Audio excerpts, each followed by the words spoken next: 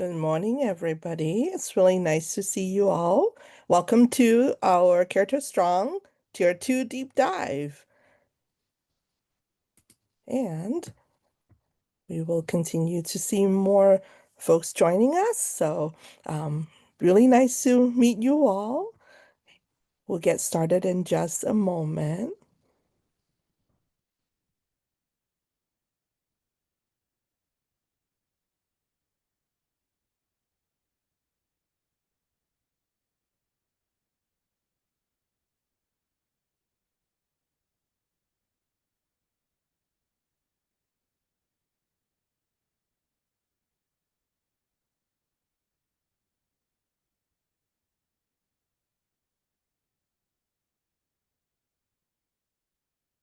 And as we get started, if you wouldn't mind um, dropping into our chat where you're joining us from today and also what your role is in your school building or your systems.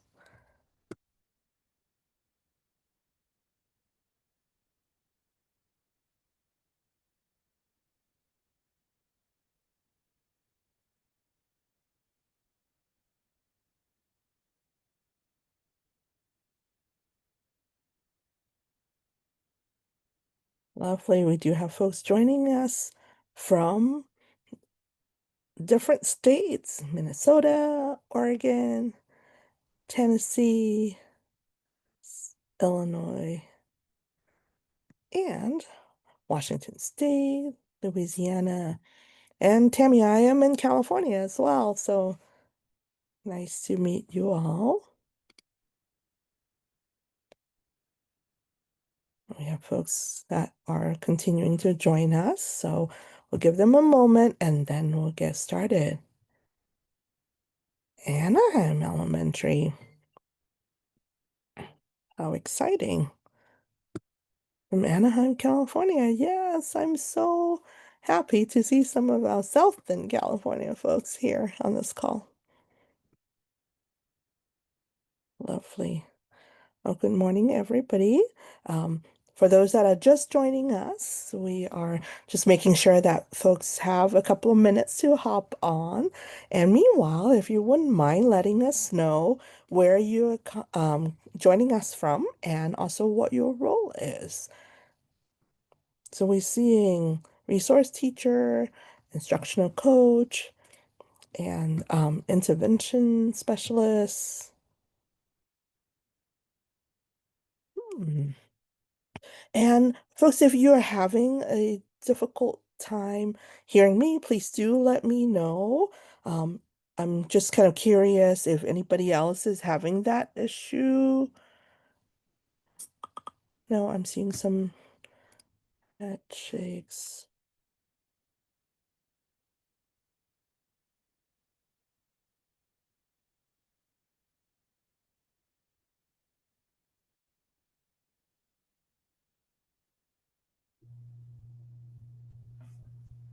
And if you can let us know where you're joining us from and what your role is, that would be wonderful.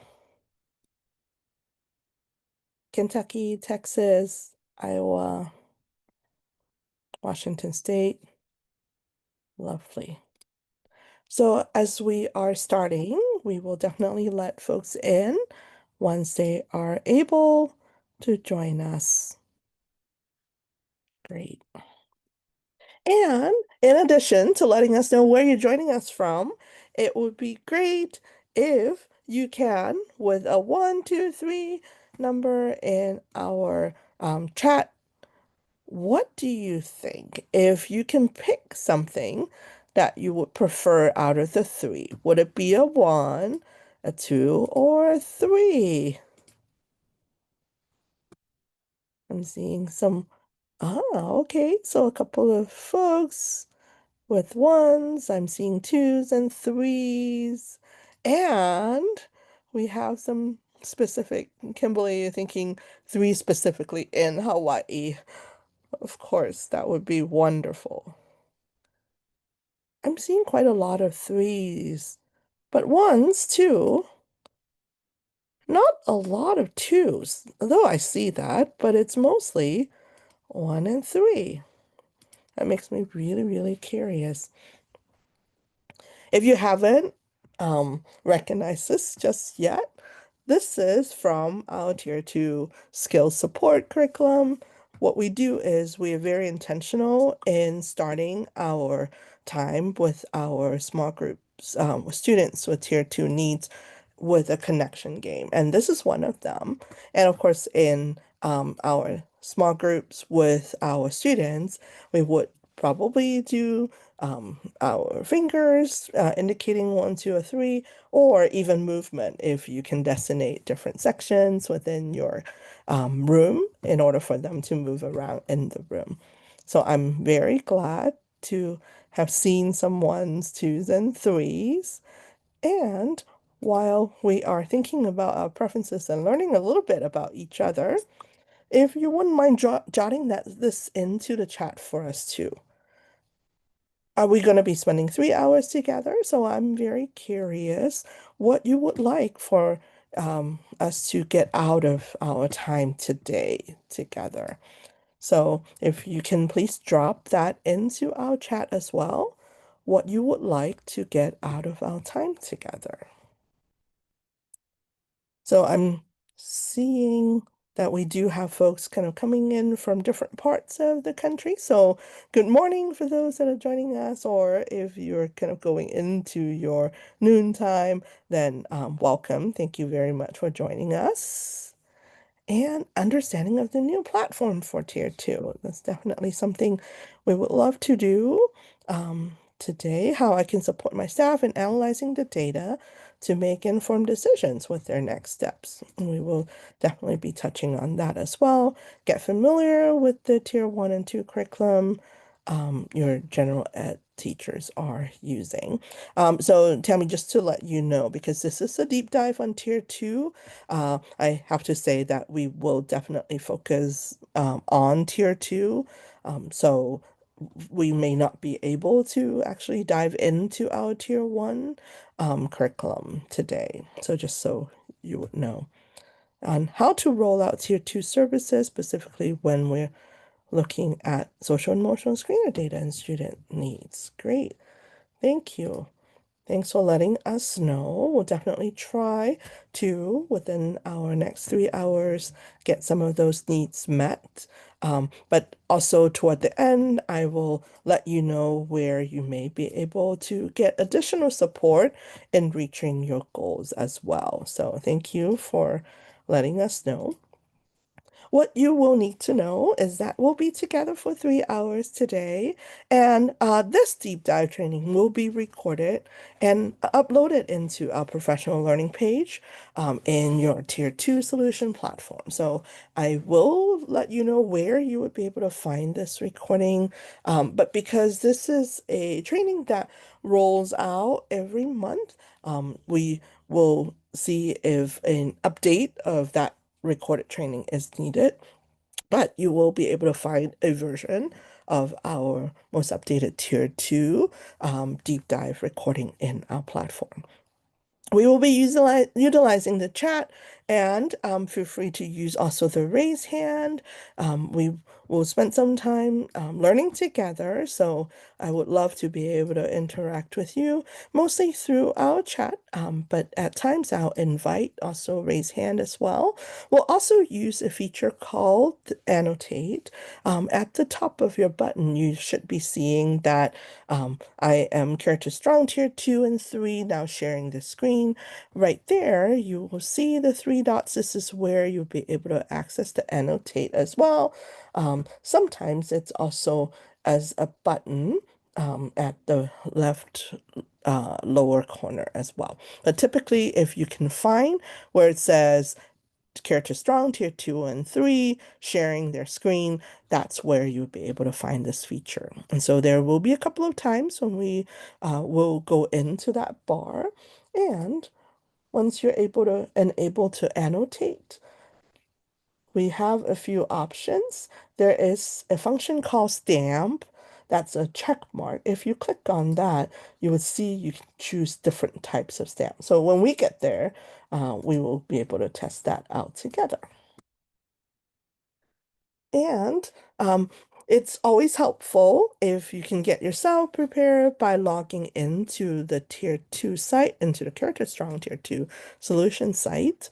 Um, but we do acknowledge that different people have different learning styles. So if you're someone that prefers to watch and take notes while we navigate in the platform, that's totally okay too. And always come back to the recording. Or we also invite you to follow along. So to get prepared for that, we invite you to log into the curriculum site and access our Tier 2 solution so that as we dive in, we'll be able to get through the different parts within our platform. My name is Roslyn Kwong. I am a part of our Tier 2 and 3 squad here at Character Strong. I'm actually the director of Tier 3 solution, but we definitely do provide a lot of support for our Tier 2 and 3 customers. By training, I'm a licensed marriage and family therapist, but have done a lot of work in school-based settings as well as community mental health settings. So I'm just very glad to be here with you thinking through how to implement Tier 2 in your systems. What we're hoping to achieve today is that you will leave here with the knowledge of Tier 2 process and each of our and we'll be able to look into our small group skill building curricula as well as our performance-based interventions. We're also hoping that you will be able to leave here with skills to use the platform when you get started in using our Tier 2 solution. So it's time for us to test out that annotate feature. Again, what you would want to do is to go to the top of the screen, find where it says Character Strong Tier 2 and 3 is sharing the screen, find the three dots so that you will select the annotate feature. With the annotate feature, there is a check mark that it's called a stamp. By clicking on that, you can select which stamp you would like to use. So you can use a heart, a star, check mark, doesn't matter. Then if you can start marking for us how you're feeling about implementing Character Strong Tier 2, that would be wonderful. I'm seeing a couple of annotation on the right side and some on the left side. I want you to know that it's totally okay if you're feeling a little overwhelmed right now. That's the reason why you're here, and we're so glad you're here today. But I do see some folks feeling pretty good about implementing Tier 2, and that it's really exciting to see.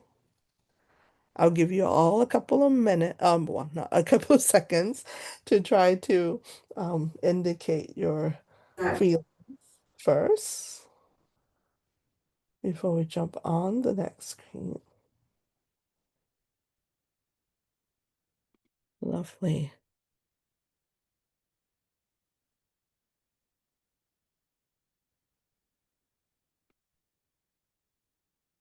And great.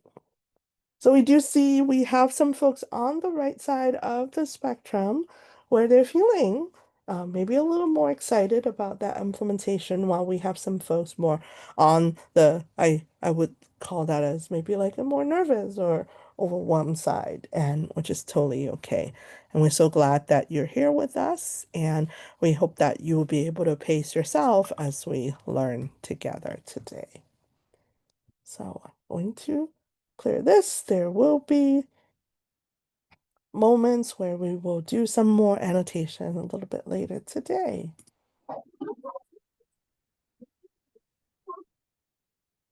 So this is the structure of what we're going to be covering today. We're going to be starting with the why. We think that it's really important for us to be thinking about why it is that we are joining together to think about Tier 2. And when implementing tier two is definitely to make sure that there is shared clarity surrounding the why. So that's what we will be starting with.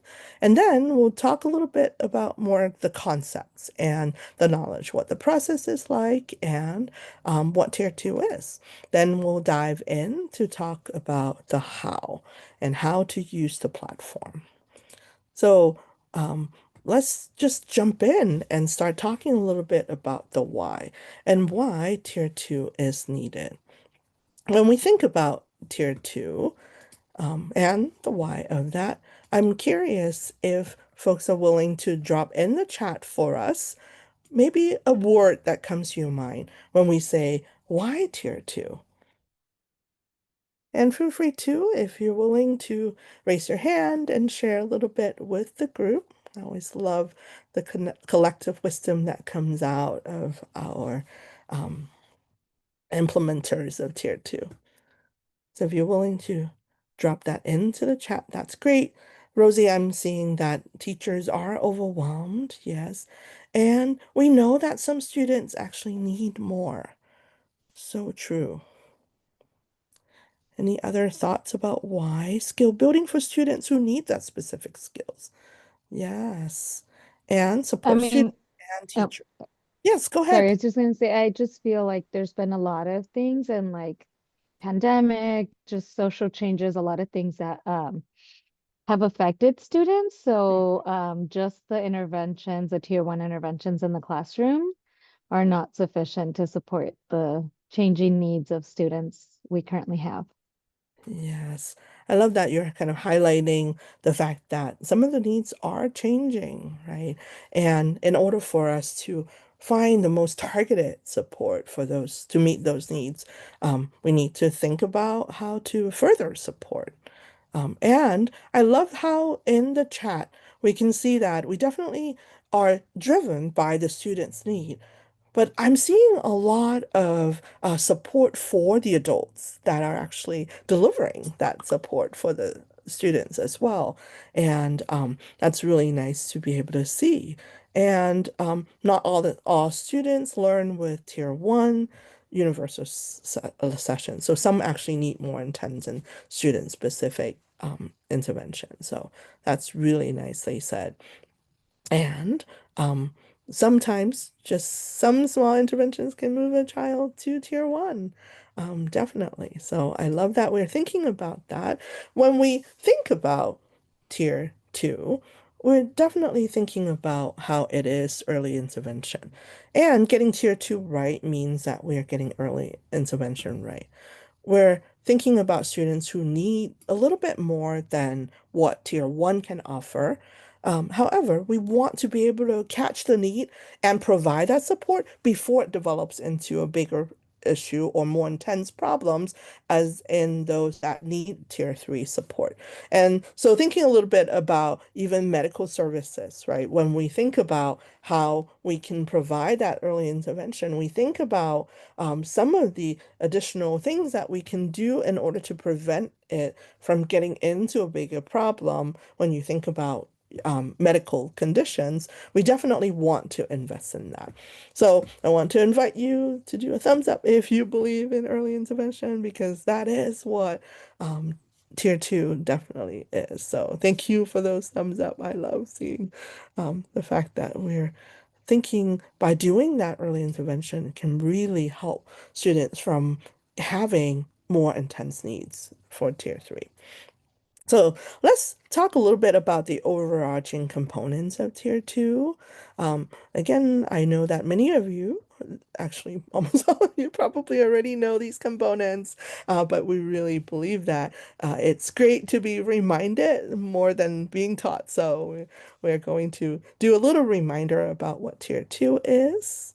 It is early intervention, again, providing that support before it becomes a larger need. It is a team sport. Now, I think that it's really interesting whenever we think about the examples of what it is, we also want to think about what it's not. Tier 2 is definitely not a one-man band. Sometimes it feels like that. It feels like, well, am I the only person that is doing this type of support right now.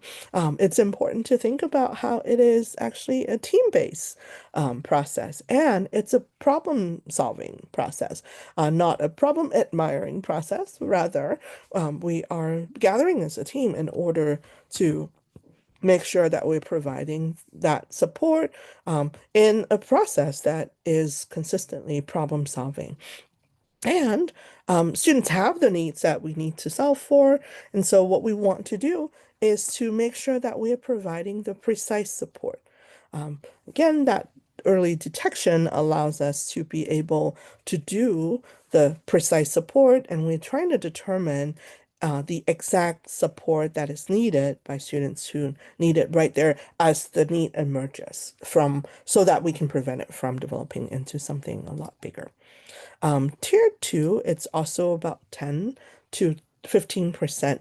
It's for about 10 to 15% of the students. So it's for some students who have needs beyond tier one. And it's really well said um in our chat already that many of you have talked about how it is in addition to tier one, right? So we love formula. So one of the formulas that we have is specifically about tier two. Who is it for? It's for some students, about 10 to 15%. What it is targeted support. It's based on that need that emerge, and it is targeted and a precise support. And how we going to do this is in a team-driven process. So we love talking about tier two and also tier three as sort of like a layering approach, because when you think about how tier one is that universal, meaning all students get that ice cream, then you want to make sure that we're layering. If the student needs a little bit more, you're layering that. So you don't take away the ice cream, meaning that they still receive that tier one support. But in addition, we are going to layer on another layer of support. And in tier two, it can be either individual or small group based. These interventions are provided that are really targeted to what they need. And they don't tend to require special training, meaning that we generally have a larger workforce that are able to provide these support. So it doesn't have to be very specific group of folks to do this, because we want to make sure that we are empowering and also having conversation and being creative about who can provide tier two support.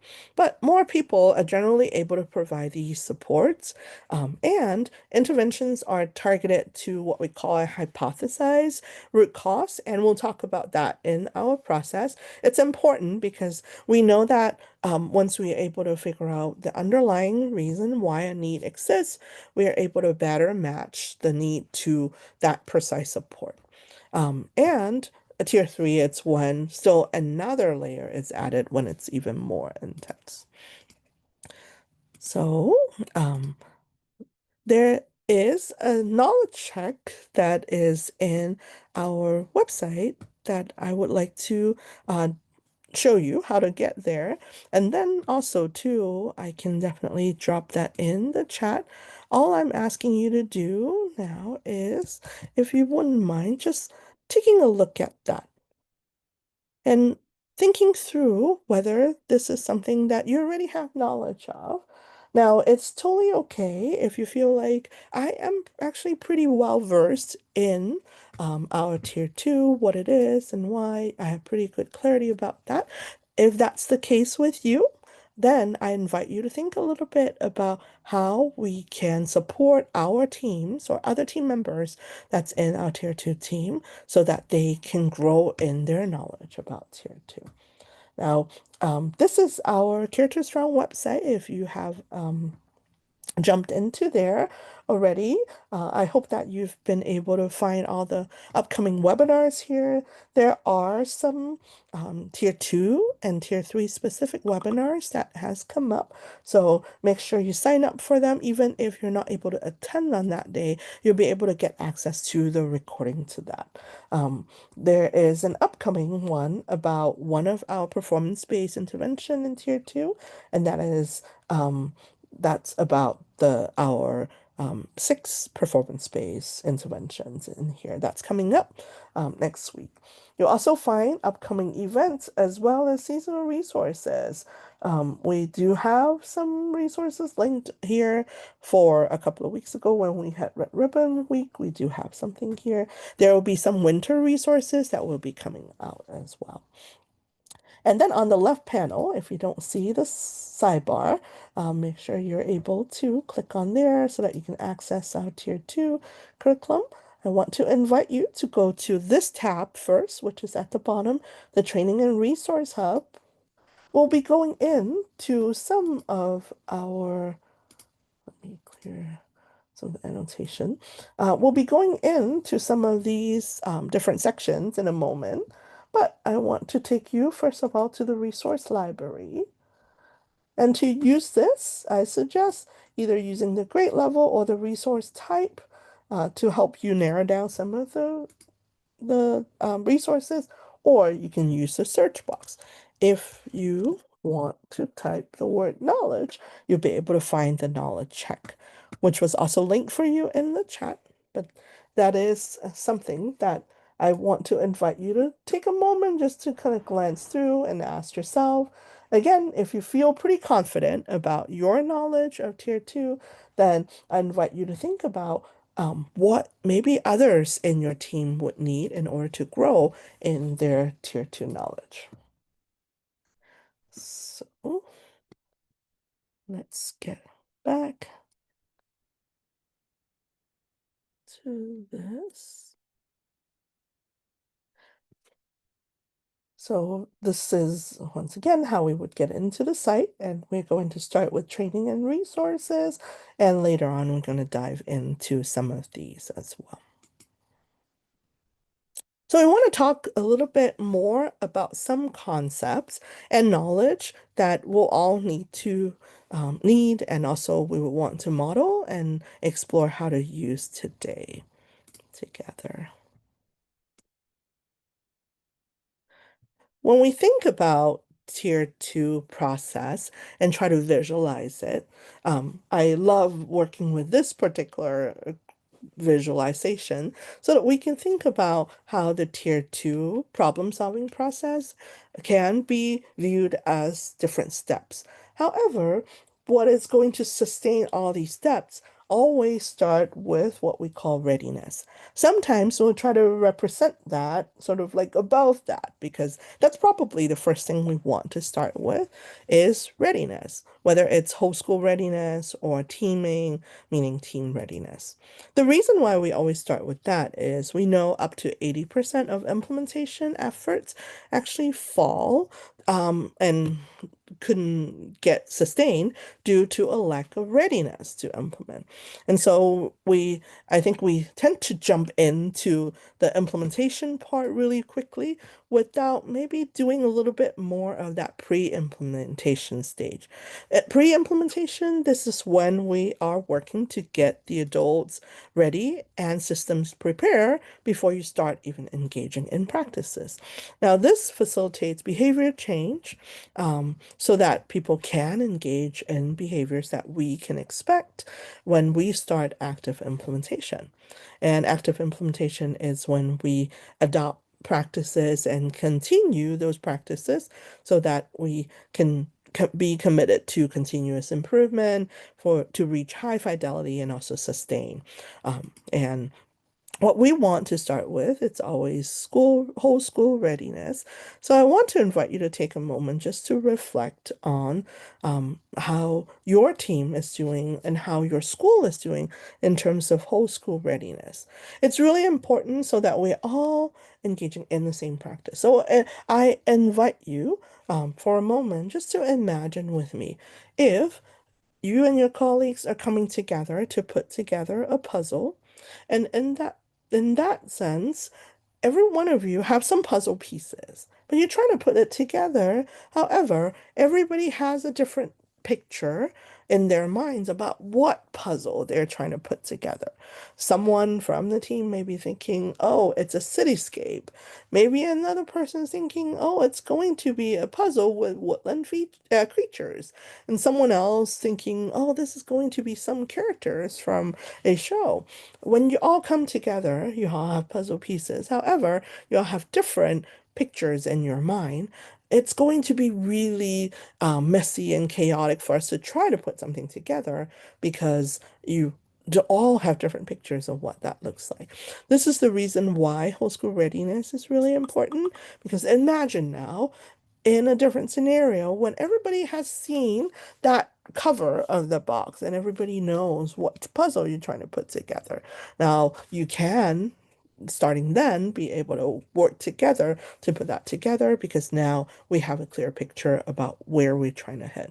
So we use this analogy where we're thinking about how everyone is the same, it's in the same boat, meaning we have that shared clarity. We know what we're trying to get to and we agree on how we're going to get there. And everybody is using the same process, meaning that you have the same practices. We know we have very good clarity with everybody knowing where we are trying to go, but also how we're going to get there. We're going to have the same pedals, and we also going to roll in the same direction. When we are having this type of a clarity and everybody has that commitment to support tier two support, it will help us tremendously in making movement.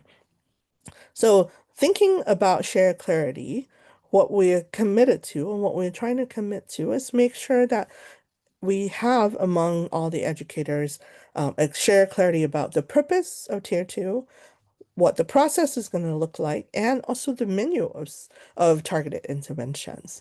So there's a slide deck in the solution that you have access to, so you can share with your staff or even go over with your staff around the purpose, the tier two process, and also how they can get involved and the type of interventions.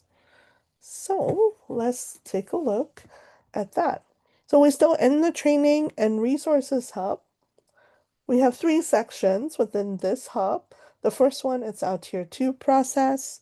And of course, the tier two process starts with readiness. So there is a section in whole school readiness. I'm going to click explore right here.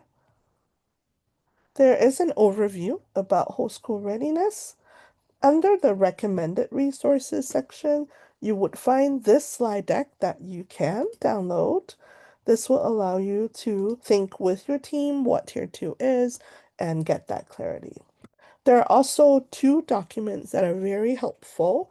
There is our readiness overview as well as the clarity checklist. So this is something that we hope you and your systems will find helpful there. Now, beyond whole school readiness, I just want to quickly say that if this is something you would like to dive even deeper in, please do reach out. We do have implementation support as well as coaching that can support your teams in getting that whole school readiness. But all we're doing here is to allow you to see some of the resources that we have already. But again, if you would like to dive deeper, we definitely can provide additional support. Now, in addition to thinking through whole school readiness, we also want to think about effective teaming. So I want to invite you once again to click out your annotation feature there.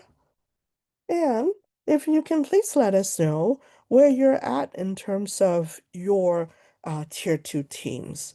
Do you have a tier two team yet or not yet? That's okay.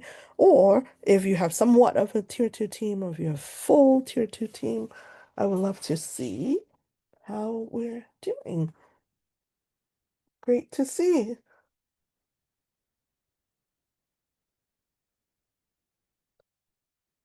Great. So it does look like that for the majority of us on this call today, that most of us have somewhat of a tier two team.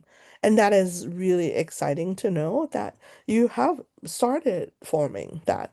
And it's definitely one of the foundational elements that we have, um, so that everybody would know that we're working as a team and have a clear set of practices, right? So for those that have full tier two teams, if anyone would be willing to share either in your in the chat, or even if you wouldn't mind kind of raising your um, your hand and share a little bit about what you have set up already as a team, that would be really helpful. I love hearing from you. And Kathy, thank you for sharing. Looks like that one school that you're working with has a full team.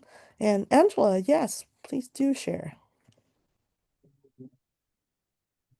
Yes, in our district, we have MTSS teams tier 2, 3 at every middle school. And so they will meet every 2 weeks to problem solve, to reflect on the groups that they've already established with the Character Strong, and to reflect on the lessons that they've implemented already in their advisory groups, and then tweak it to make next steps for what they need to do for the next month coming up. I see. That's great. Thank you so much for sharing, Angela. And I love hearing that you already have a team set up, especially hearing that you already have regular meetings that's going on. I think the success of teams definitely lie on the fact that we have regular meeting cadence in order to keep thinking about, how we can do that problem solving process. So thank you for sharing, Angela. Um, Brandy, we'll definitely get to um, that question in a little bit about how many should be on a typical team. But for those of us that don't have any tier two teams yet, don't distress, meaning that we know that this is a stepped process, meaning that's the reason why you're here today. And we love being able to show you some of the resources that we have to support you in starting those teams. So thank you all for sort of letting us know where you're at in this process. And let me go ahead and move to this. So, in order for us to think about that teaming, that is a great question, Brandy, about, how many teams or how many people needs to be in the teams. We can start by thinking about who is on the team. There is a resource. In a moment, I'll show you how to navigate to that. It's a resource through our platform. This highlights the areas of expertise that would be recommended on our tier two team.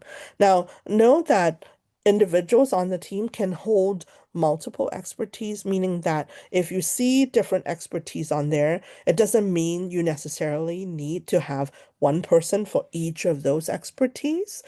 If you have a large system, then yes, definitely having someone with each of the expertise is great.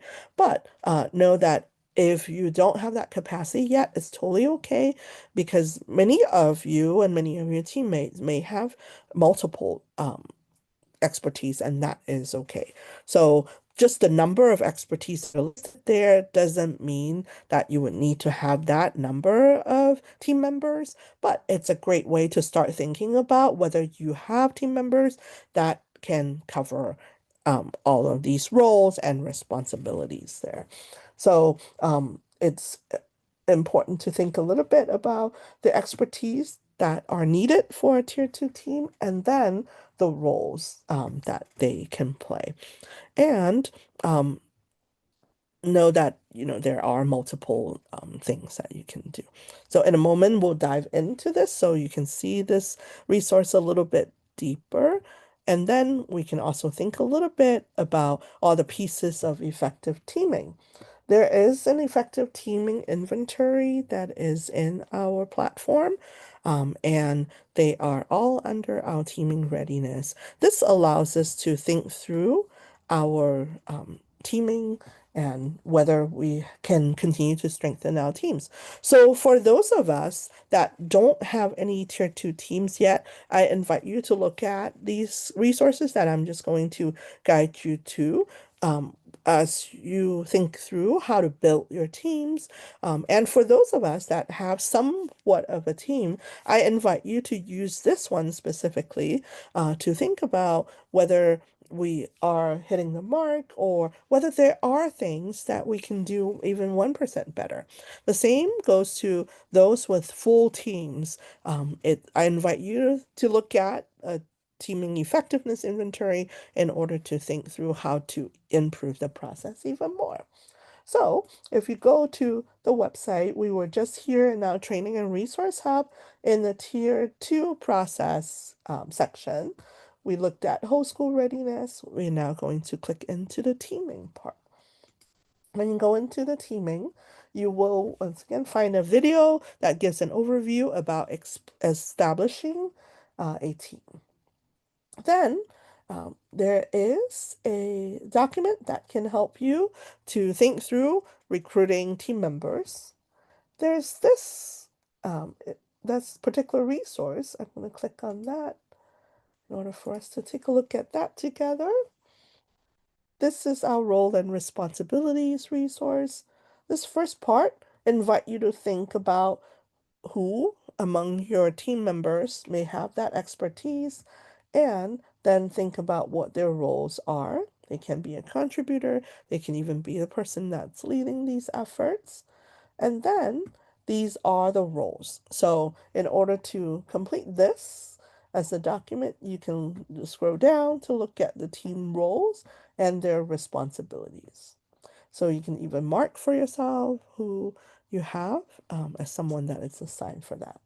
Again, you may have one person taking on a couple of roles, and that's okay. Ideally, we would have someone in each one of these roles in order for your team to function most effectively. So this is within our platform in the teaming section, recommended resources available to you either in the Microsoft form or a Google form. And if you scroll down, you would find even more resources on effective teaming. Now, when we think about effective teaming, we mentioned this teaming inventory that's right here. So feel free to access that so that you can do that with your team together and think about what are some areas you may want to improve a little bit. But it's definitely important for us as we think about effective teaming, whether we have the same shared vision and purpose. So there are documents that would support your team in establishing your team vision and purpose.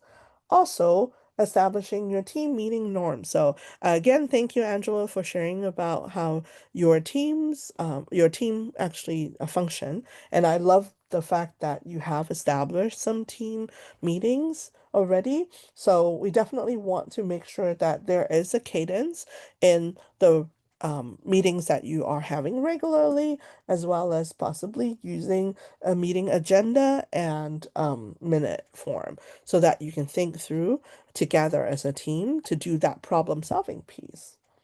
There's also what we call a fidelity rubric at the end of this section as a resource. It's here for us to think through whether our team is functioning in fidelity with the tier 2 process.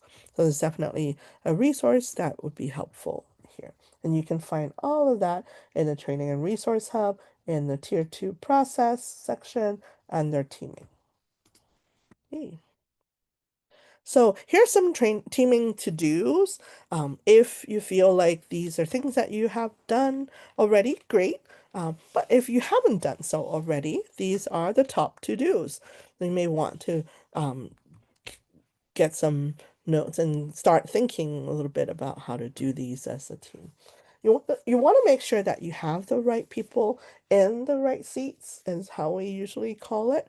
So on your team, you want to find those with that specific role and responsibilities and assign the roles and responsibilities. You also want to make sure your teams have created norms and a vision and purpose. And I just showed you the resource that can be used to support this process. Then you want to calendar out your meetings and make sure that there is a cadence for that. And then use a structured meeting agenda that is aligned to the steps of the 5 steps of problem solving process in tier 2. And you want to assess your functioning with the teaming rubric. That is something that we want to invite you to do on a regular basis. That not just a one-time deal, but you're able to continue to look into that. If you are interested in thinking through more about what teaming should look like, we definitely invite you to look into the resources there. Again, we do provide that support as well. And if you want to think through how to support your team further, I also want to invite you to our Tier 2 office hours where we can answer more questions about maybe how you want to develop your team or think through your team. I know that we spent a really quick time just talking about readiness, which is the foundation where we can actually spend a whole day talking about in terms of tier 2 readiness. But we want to get to the what and the how, so we're going to jump into talking about step 1 of our tier 2 process. Now, step 1 within our process involves 2 parts, and that is to detect and triage. I always like to start our conversation in this particular step by saying that your schools and your systems may already have something in place.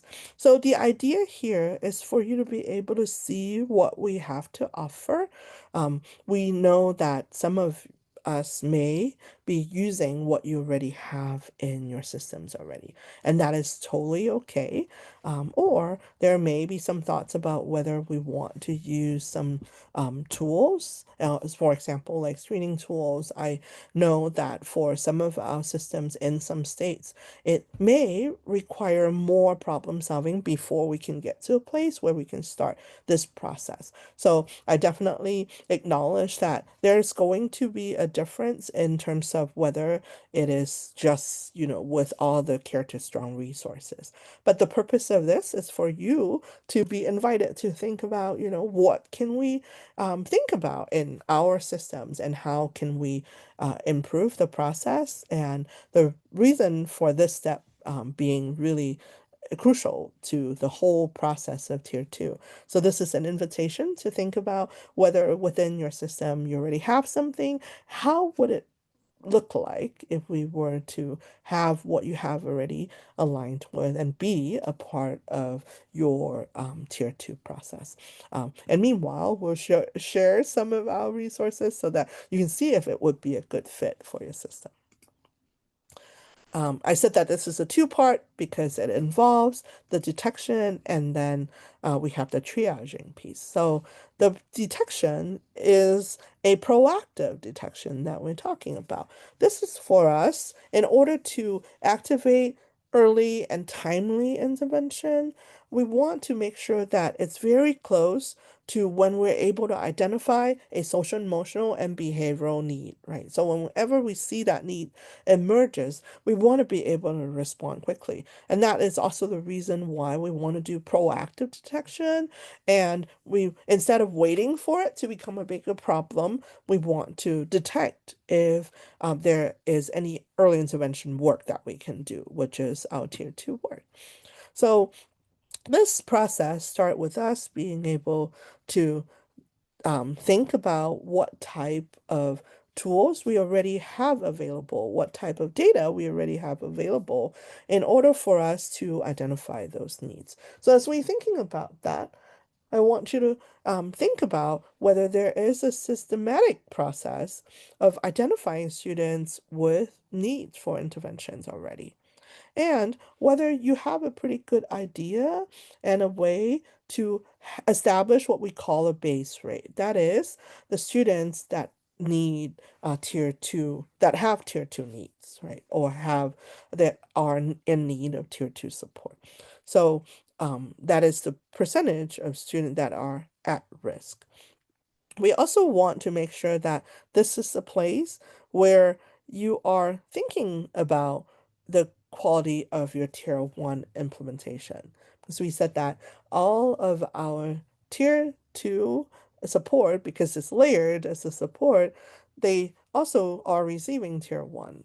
So this is a great time for us to think a little bit about our tier one implementation, whether it is strong enough for us to really feel like when we see students with tier two needs, then some of them we may be able to get their needs met with a stronger or strengthened tier one support.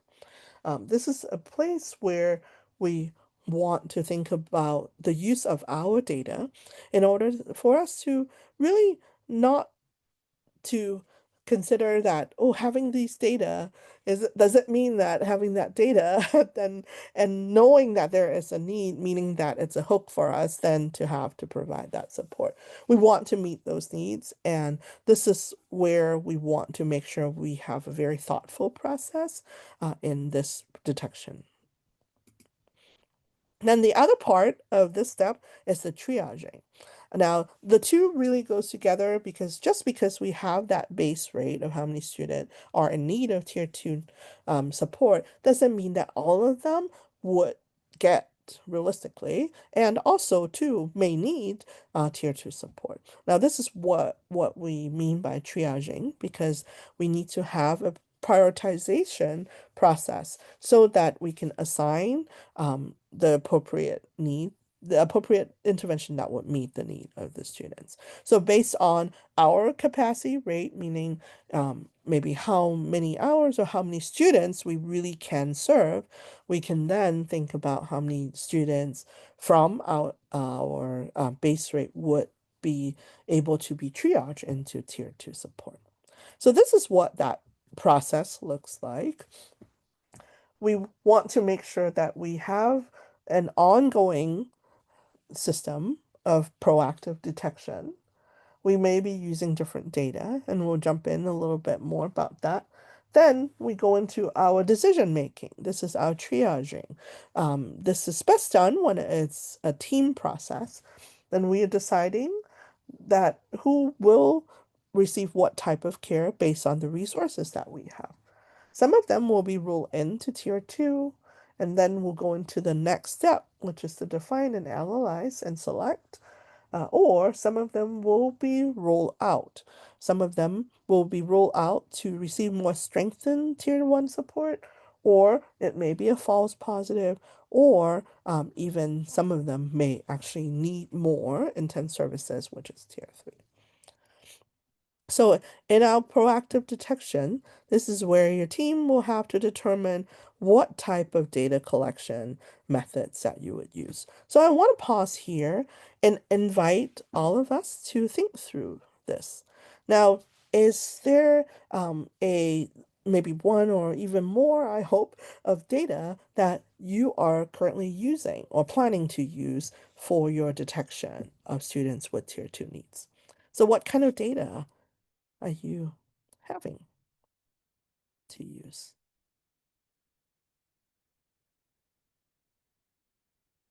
I'm going to look at our chat and see really quickly. And feel free to raise your hand if you're willing to share what type of data.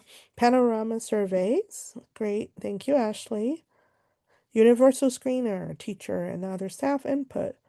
Parental requests. Referrals from your Swiss system. Attendance. Teacher concern, parents concern, youth needs screener. Thank you, Amanda. And yes, some of us are using different type of screeners and panorama, behavioral referrals, attendance, behavioral ODRs, and grades. That's an important one too. Referrals from school, social workers, yes. SST data. Great. Yes. So I do want to show you some of the data that we have, and then we will actually take a quick break and then come back and dive a little bit deeper. These are some of the recommended data to use. Oh, sorry, got too excited about the break. Um, about things that we want to be thinking about using. So if you don't have this in place yet, this is a great time to think through. If you already have something in place, I invite you to think a little bit about whether there are things you would like to adjust. We definitely want to continue to use proactive student data, and many of you have mentioned that, whether these are grades, attendance, or behavioral referrals that we're thinking about. And then we definitely want to think about the possibility of using some type of a universal screening. I'll show you what we have there. And then I saw that many of us are thinking that maybe, teachers report or teachers concern about certain students. So I'll show you a resource that we have that is called the Structured Student Nomination Form, so that may be helpful for you to gather that information from the teachers. So let us dive into the platform, and I can show you some of the resources that are here for data collection. And once again, if you already have some, then what we want you to think about is how do we use it in our process of making those decisions. So right here, so in our training and resource hub, in our tier 2 process, our third section, it's called detect and triage. We won't be going through all of this before our break, but I do want to point out a few things. There is an overview video that can walk you through this process of detect and triage. There are multiple videos that can help you to think about proactive detection, whether it is preparing yourself in doing some type of a structured student nomination or using a screener that we have available. And then later on when we come back, we'll talk more about capacity. Now, one tool that I think it's really helpful for all of us is if you scroll down to the recommended resources, there's this guide for step 1. So this document actually walks you through the whole process of detect and triage. So this is definitely your friend if you want a guide to walk you through the whole process. So it will talk about each one of the steps within, each one of the tasks within the step 1.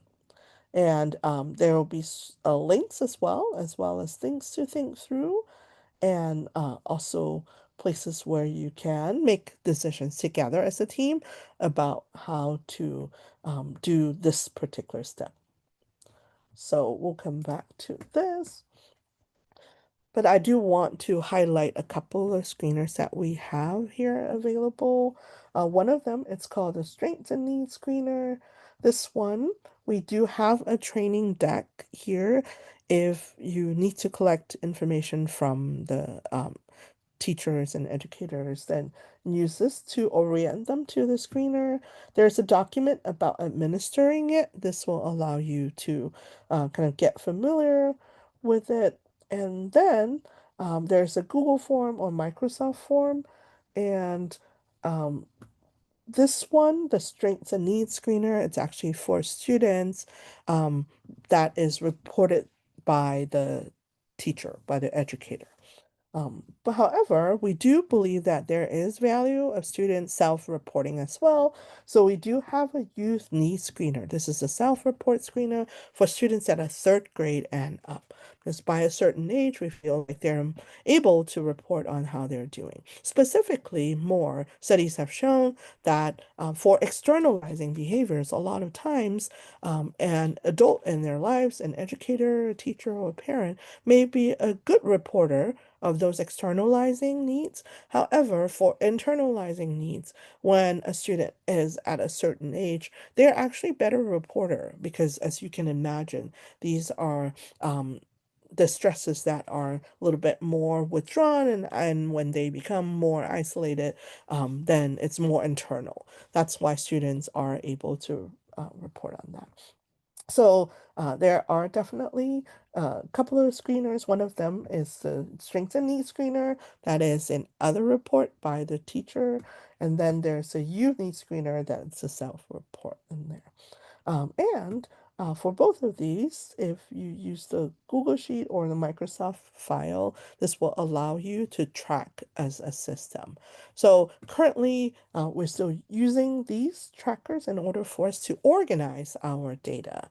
Um, and we're definitely moving toward being able to have this assessment available on the platform as well. But that is something that we're working actively on.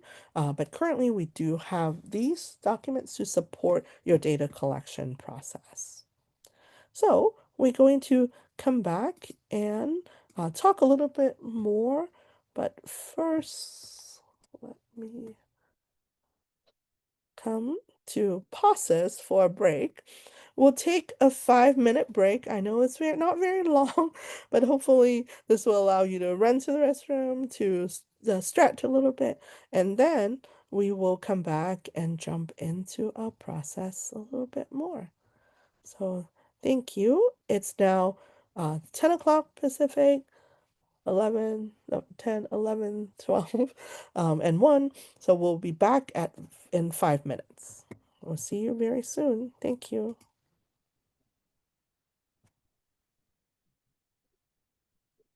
Can you double check? Hi, how are you? Yes, Angela. Yeah, I'm just reading your chat. Yeah, is it maybe just the way it downloaded on mine? Let's see. Looks like the pages are kind of unpages. Is it the guide? It's the guide, yeah, guide for step one, detect and triage. This And when one. I scroll down, it looks like it's like going off the page on pages 5 and 6. Huh. Okay, so this is what I'm showing right now. Can I ask if it was the Google document or the Microsoft one? Microsoft. It's the Microsoft one. Okay, let me Oh, take can I get a Google? Yes, there are two that are available here. So right here in the recommended resources. Let me see if that works better. Yeah, but I'll look into the Microsoft one too. It shouldn't cut off. So Yeah, the Google one is good. Microsoft one looks like it's goes off the page a little bit. thank you. I'll make a note and I'll have a team check on that. Yeah. Thank you. Thanks. Of course. Thank you. We'll see you in a bit. Okay, thanks, Rosin. Thank you.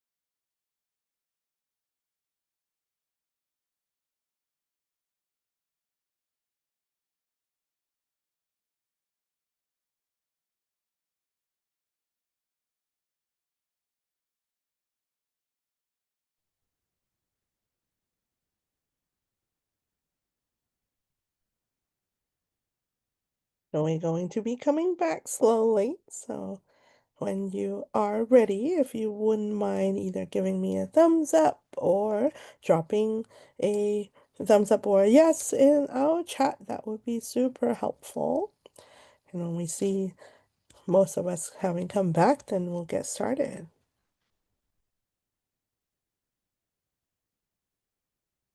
I'm seeing quite a lot of thumbs up, so thank you so much.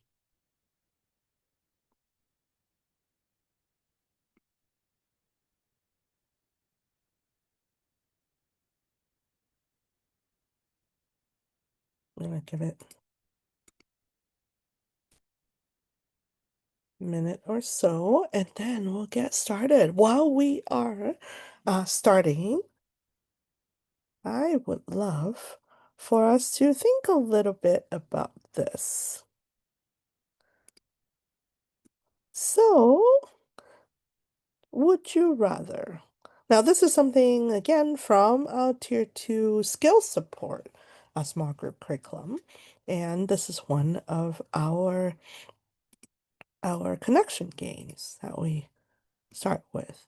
Now, would you rather, number one, it's only be able to communicate through text messages, or two, never be able to text someone again? For some of us, it may be a very difficult decision, but then I also know that for some of us, this may not be a very hard question at all. We wouldn't mind either, maybe. Actually say never text again. So you're totally okay. But you would rather never be able to text again than only be able to communicate through text messages. Only text. So, Rosie, you're thinking that only communicate through text is okay. That may be a especially if like we're working with some of our students, depending on what grade level, that may be the only way to communicate with them. But I'm seeing most people would say they would rather never text again. Brittany, is there a document for collecting data on being provided to show is working? The document for collecting data on tier two. So yes. So Brandy, we will get to step 4 of our tier 2 process, and within the platform there is progress monitoring data. So we will dive into that a little bit so that we can see how that data can be collected on the platform and how you will be able to review and make decisions based on that data you've collected. That is such a great question. Thank you. So Rosie actually has a lot of nonverbal students, so texting is supportive. Yes, I can totally understand. Yeah, that may be the only way that they can communicate.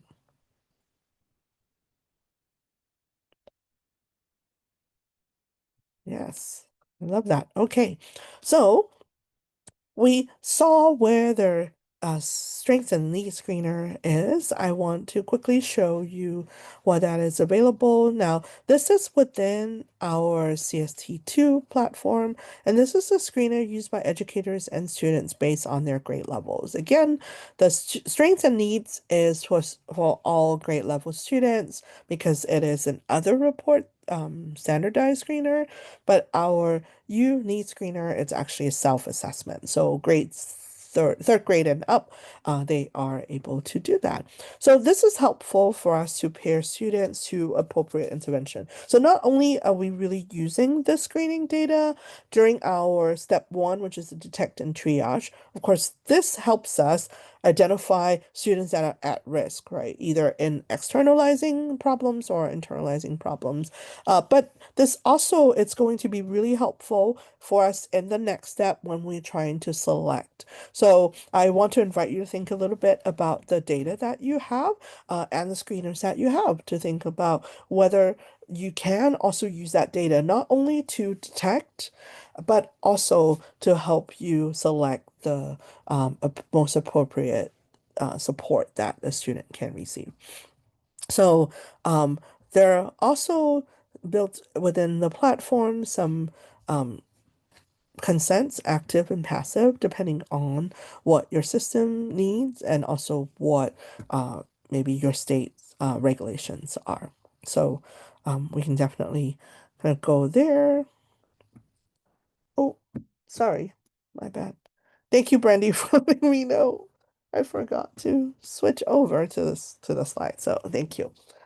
So as you can see, what this can help us do, this strengths and needs screener will help us identify externalizing and internalizing needs and which one it is, as well as their strengths. The screeners can then help us identify the students that are at the highest risk. This helps us with the prioritization for our triaging. So this allows us to find students that has the highest needs. Um, and this is what the youth strengths and needs screener looks like. This is when you can do a self-report of internalizing needs and strengths. And there are, for both of them, cut scores that are already established because these are standardized measures. This allows us to know when it is that a student is at risk and how we can then do the triaging. So this allows us to, there are macros that are already built into those worksheets for you to, it will summarize all the data for you. And then I want to quickly talk about the structure nomination form. And again, I'll jump back to the site and show you how to get your hands on all of these. We know that we may already have some subjective referrals going on with that, and that's great. And we definitely want us to think a little bit more about whether using something that is more structured is helpful in the nomination process. So the way that it is designed is this allows us to get more objective data. How this works is it allows us the teacher, it guides us each of the teachers to think about their whole class.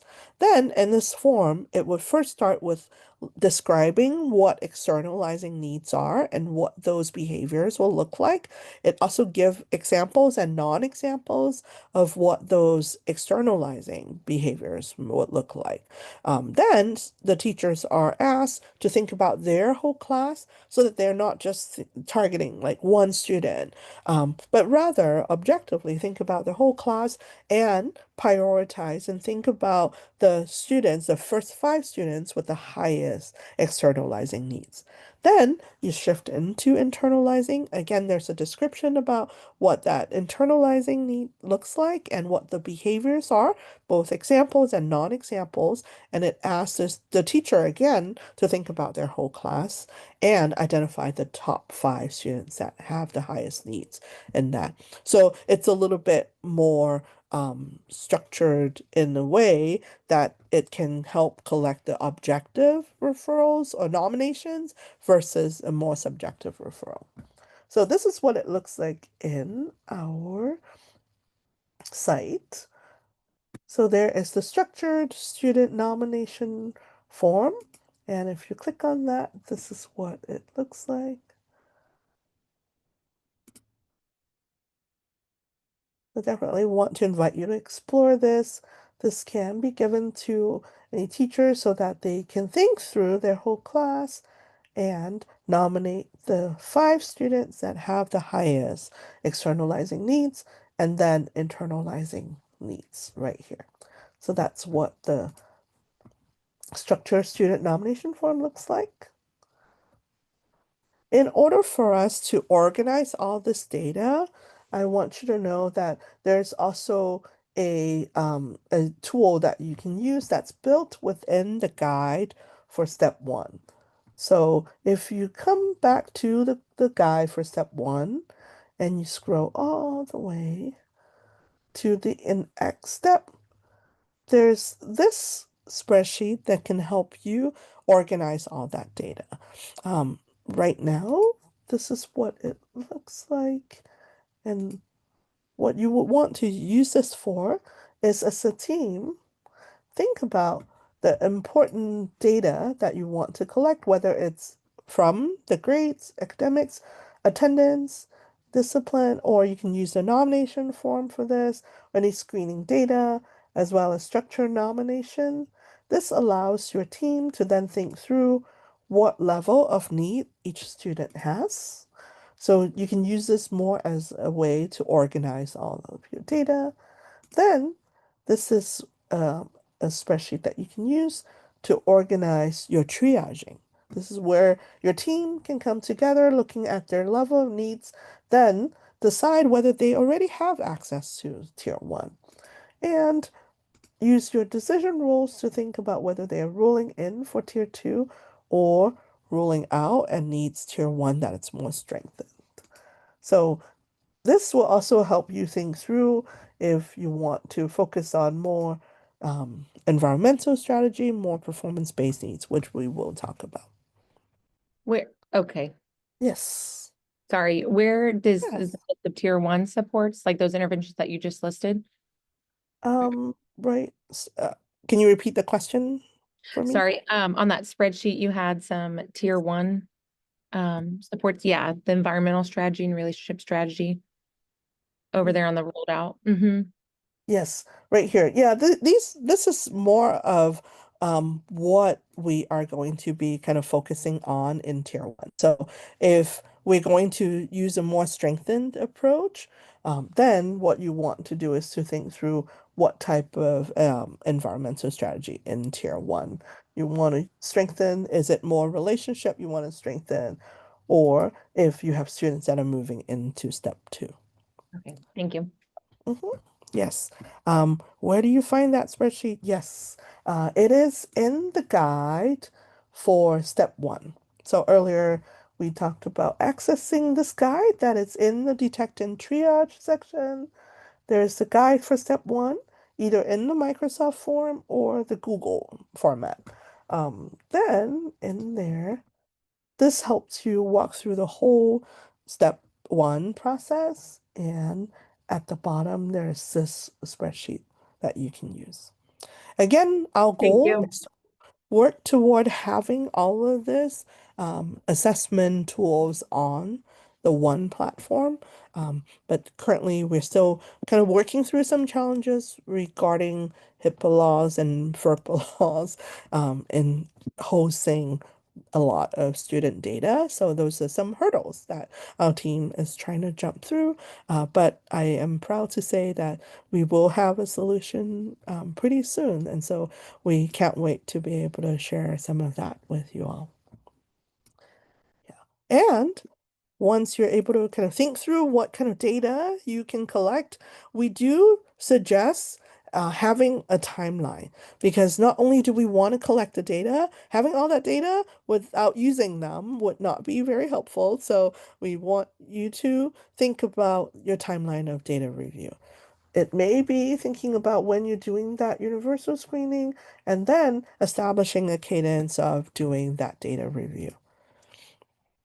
The first part of our step one is the detection, right? And then step two is about triaging. And in order to do that triaging piece, you need to determine your decision rules. There are a set of rules, and we call them cut score or decision points in order to think through where or when you're moving a student into different support. And you want to think a little bit about your capacity rate. When you're trying to triage, the reality is that you want to make sure that you do have people delivering that support. And so by establishing your capacity rate, this is when you're looking at your workforce, meaning people who are responsible for delivering direct services to students. And I want to remind us again that earlier we talked about how tier two are interventions that doesn't necessarily require specialty training for us. So I want us to be more creative in terms of thinking about who may be able to provide that tier two support. And then you want to think about time. We know time is a precious commodity. And so we want to think about realistically how much time each of these people in your workforce in delivering tier two services are able to do that, including their competing priorities. Then we want to think about fluency. Fluency is when we think about the resources that are available to support them. We want them to feel more competent and confident. And we'll talk a little bit about the training piece of how we can support your team members, but we believe that the more they're able to be more fluent, the more students can be served. Now, estimating capacity rate, it's in that guide that we have looked at, that guide to step one. But the reason why we're talking about this is we may end up from our detection process, maybe identifying 22% of all students that looks like they need intervention. Now, to make sure that we feel rest assured, not all that 22% may necessarily need to receive tier 2 support, and that's when we need to take a realistic look at our capacity rate. Maybe 12% of students can be served in tier 2. In that case, we have a base rate that's still bigger than our capacity rate, and that is also the reason why we want to make sure we have those decision rules already decided as a team. However, the decision rules are really based on what your system and what your schools are comfortable with. Of course, when we're looking at the data for screening, the cut scores will pretty much be the same. However, for our attendance or even behavioral referrals or grades, it may really vary by system in terms of when it is that we think a student has a tier 2 needs. So those decision rules can really help us in the triage process in thinking through who are the students that will be ruling in because we have that capacity to service them. Then there will be some students that will be ruled out of tier 2. Some of them we will think through the work that is needed to improve our tier 1. So, important notes to think about. Definitely, as I think Angela has pointed out too in our chat, that this rate is really influenced by the quality of tier 1, meaning that if we have strong tier 1 support, we may not find as many students needing tier 2 needs. We also need to keep in mind that the base rate does not equal service rate, meaning don't panic if you do find that there are more students in terms of percentage that need tier 2 support. It doesn't mean that that's your service rate. It really depends on what capacity we have. Remember that data is just data. It is up to you to interpret. Of course, we want to invite you to think about how to establish your capacity and grow your capacity. And we do have trainings available that can support you in thinking through how to grow your capacity as well. So I want us to think a little bit about what's available here.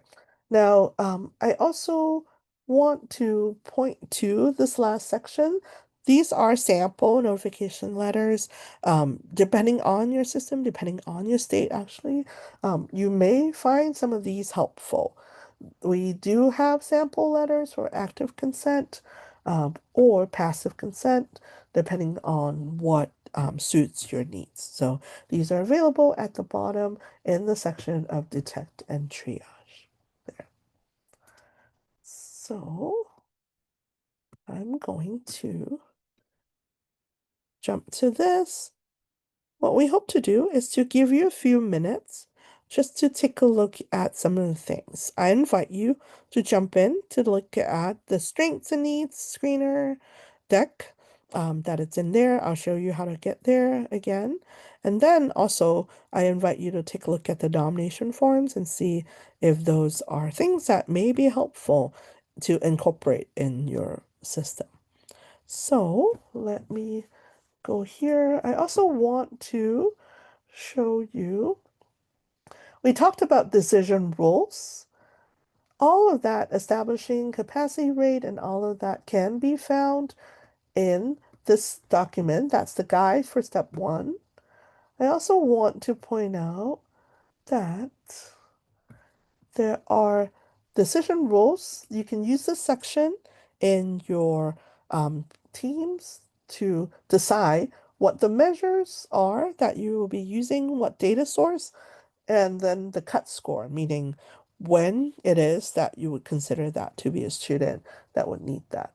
So there are examples that you can also look at that can guide you through this. This is linked here, and you can look at that as well.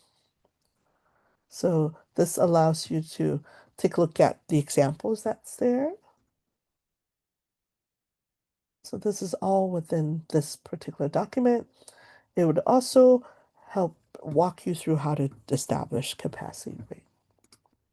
So coming back to the platform, again, still in the Training and Resource Hub, right here in the Detect and Triage, this is where you would find the slide deck, Strengths and Needs Screener, Administration and Training deck, and then this is where you would find the Structured Student Nomination Form. So we're just going to give you a couple of minutes to explore that. If you can please drop your comments and reflection in our chat, that would be super helpful before we move on. Meanwhile, I'll answer some questions in our chat. So we'll give you a couple of minutes before we move on to the next step.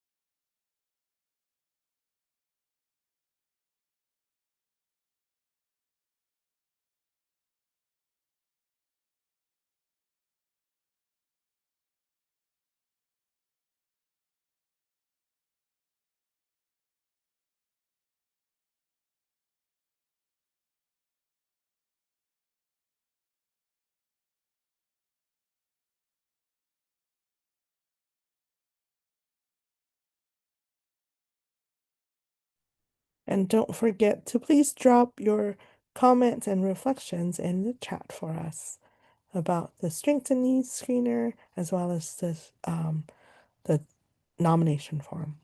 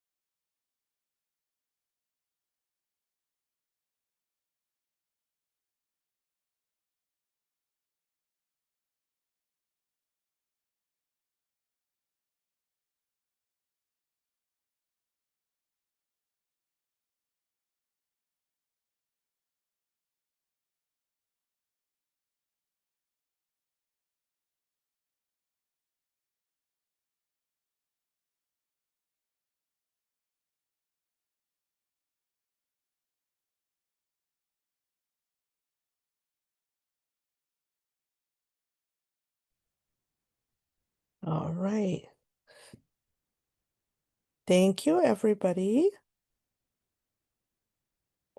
Please feel free to continue to drop any questions. And toward the end, I'll also show you how to look at our upcoming trainings as well as office hours to further support your needs. So I'm very glad to see that many of us are trying to figure out what it will look like in our system. And it's such great privilege that we can be a part of that. So, yay.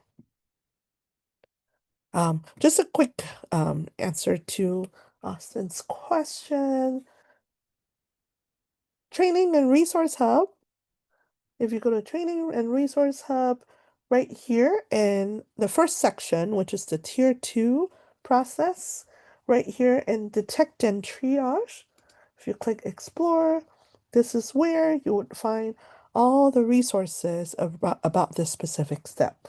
And if you scroll down, you'd be able to get access to the Strengths and Needs Screener, which is a teacher report, and the Unique Screener, which is the self-report for students at a 3rd grade and up, and a lot of other tools that will support this process. Great, thank you. All right, so we're going to jump and move to step 2. Step 2, once we are able to do the detection and the triaging, we want to jump to really honing in and looking at each of the students that are needing Tier 2 support so that we can do a defining of the behaviors, and we'll talk about each parts of this step and analyze the underlying, or what we call the root cause of that need, and then select the precise support. Again, this is a 3-part step. It involves defining. So we want to make sure we see what that need is. We then analyze and come up with a hypothesized root cause.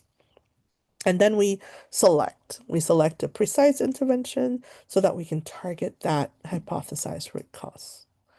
Now, we'll be going through this process so that we can meet the needs of the student. And this is where, again, there's a reminder that if you're doing a screener, your screener can also help you, once you're able to hone into that student, to look specifically at defining that need, but also to selecting the right support. Because now that you have a little bit more data about what the needs are. Now, we'll get into all of that, but we want to think about this. This is a great way to visualize what this process looks like. So we start by defining, and then we analyze whether that root cause of that need is an acquisition need versus a performance base. We'll dive into each of that, and then we'll talk about the selection of the support there. So we start with the defining. When we say define, this is where we're thinking about what behaviors are we trying to decrease, increase, and what about it needs to change. Now, I want to emphasize specifically how these behaviors that we're identifying, these are really the way that a student is communicating their needs to us, right? So this is not new to any of us here. I know that you already know, but just a reminder that what we're looking at is, what are they trying to communicate? What need are they trying to communicate with that behavior? So we are trying to identify that behavior. And a lot of times, the behaviors that we're trying to define are the ones that are getting in the way of them functioning well. Right. So it can be things that get in the way of their school functioning, maybe in their academics, maybe getting in the way of their functioning with others and in relation with others. This can be things that get in the way of their overall daily functioning.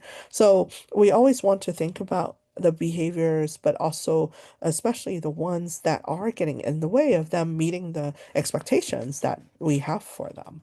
So when we're thinking about defining, we're first of all thinking about what we want to decrease, so what's getting in the way of their functioning, and what we want to increase, so things that we can improve in terms of their daily functioning. When we think about defining that need, we also need to think about the dimension of it, meaning that is it a behavior that we need to pay more attention in terms of how frequently is happening? Or is it something that lasts a very long time? Or is it something that the intensity is what we want to make a change in? This also allows us to not to aim for perfection because we know that we may not be able to eliminate a certain behavior, but we know that by decreasing the intensity of a certain behavior, it can definitely improve the functioning of a student. So, for example, if we're talking about outbursts, sometimes those outbursts that are really high in intensity, actually, it's getting in the way of their learning, but also other students' learning, getting in the way of the students' relationship with their teacher, and definitely the whole class.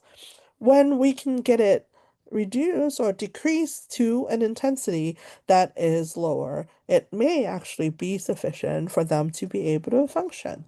So getting that dimension sort of thought of is really important. Or maybe this is the duration of them being really, really upset for 2 hours and being able to decrease that to a shorter duration.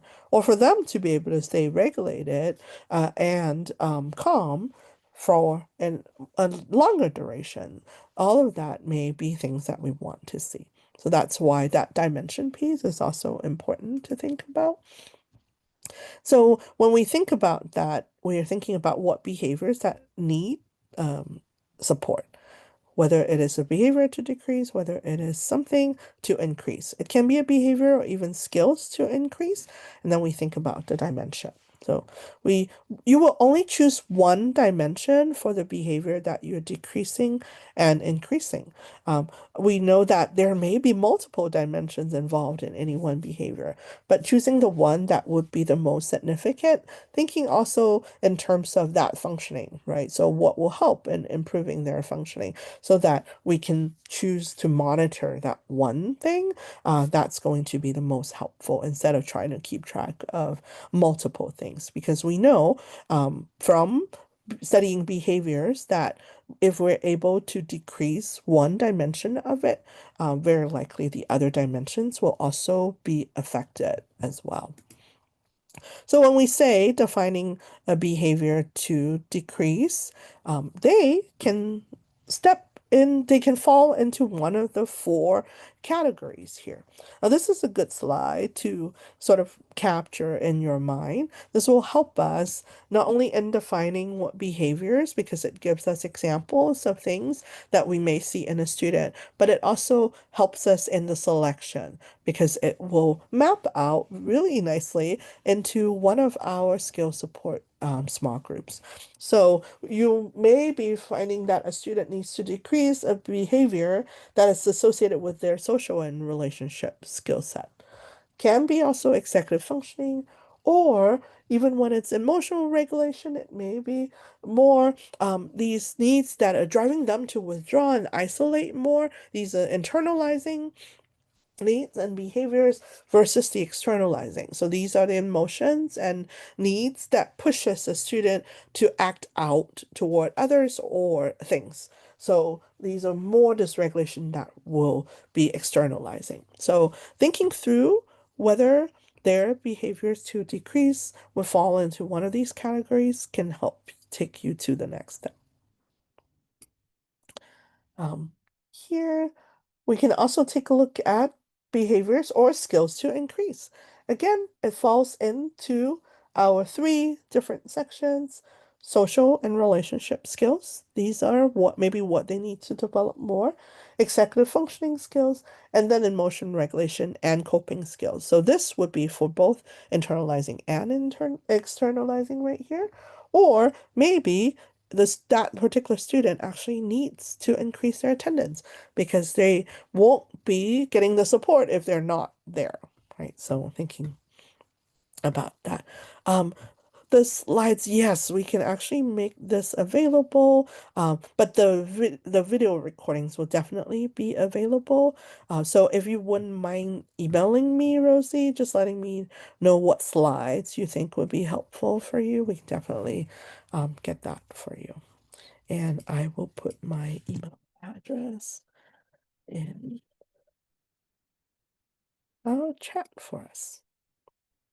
So then, again, thinking about the dimension of the behavior, whether it is how often it's happening, whether it's the amount of time that it lasts when it happens, or that intensity, the magnitude of it when it happens. Now, once you are able to define that, and again, we suggest doing this as a team, right? So you and your team are able to identify what behavior you want to see increase, what behavior you want to see decrease, and the dimension of it. Then we get into the second part of this particular step, which is our analyze step. And I have recently learned this. You probably heard this. And this is our 6-7 step. And we promised the kids that we will ruin 6-7 for them. And so we call this this or that analyzing. And this is our 6-7 analyzing. So this is when we're engaging in what's called a root cause analysis, right? So we're trying to figure out if we have that behavior, which is a need that's being communicated, then what kind of a need is this? Is it this or is it that? So by saying this or that is just a simple way of us saying to do a quick assessment to decide what the need is. And we generally say that there are two types of needs. Now, in the evidence-based paradigm that we use to conduct this root cause analysis, this is when we're trying to think about why the behavior of concern need is happening. And when we think through this, we think through in terms of two different types of needs. So whether it's this or that. This is what we call acquisition need. Again, this is probably a review for many of you. An acquisition need is when a student actually already has all the skills, but no, my bad. Acquisitions need is when a student don't have the skill in order to meet the expectations, right? So we know that all students have the expectations from the environment, whether it's the challenges, the expectations, or the demands for them to do well in the school. When those are bigger than the skills and the knowledge that the student possess. This is what we call acquisition need. Um, this is when a student is letting us know that showing us with their behaviors that they don't really yet have that knowledge or skills. This is when we need to focus on building those skills in them, right? What's an educator to do when we see that a student is lacking in the knowledge or skill, we built on that. Now, versus this or that, the other one is what I started to say is when the student actually knows the skills, they know it in their head, they are aware what they can do, but the environment doesn't sufficiently encourage them or motivate them to do it. So the gap lies in when they're able to know what to do, but they're not able to consistently do it. Right. So we know that they already have the skills because they can come and tell you what happened, and then they can tell you exactly what they should do, and they know how to do it, but they're not really motivated to do it. This is when we think that the issue or the gap lies in them being able to perform that behavior, not as a knowledge deficit. So this is how we want to think about the analysis part of a student. It's whether it is a skill need or an acquisition need or a performance need.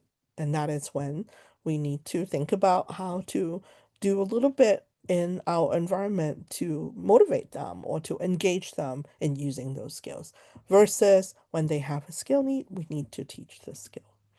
So we'll dive into the platform. Some schools and districts may already have a robust data collection and planning tools that embedded into your systems, either your student information system or management systems. If this is your case, we can recommend that you can use some of the guides to actually help you jump to the specific point of assigning the support. So I will do a quick demonstration about how to do that, but I'll also show you how to do the decision-making process within the platform. Okay, so I'm going to come over here to our platform. Our platform has tier 2 has 4 different sections. We already visited some of the items in the training and resource hub. We're now going to go to the delivery dashboard right here.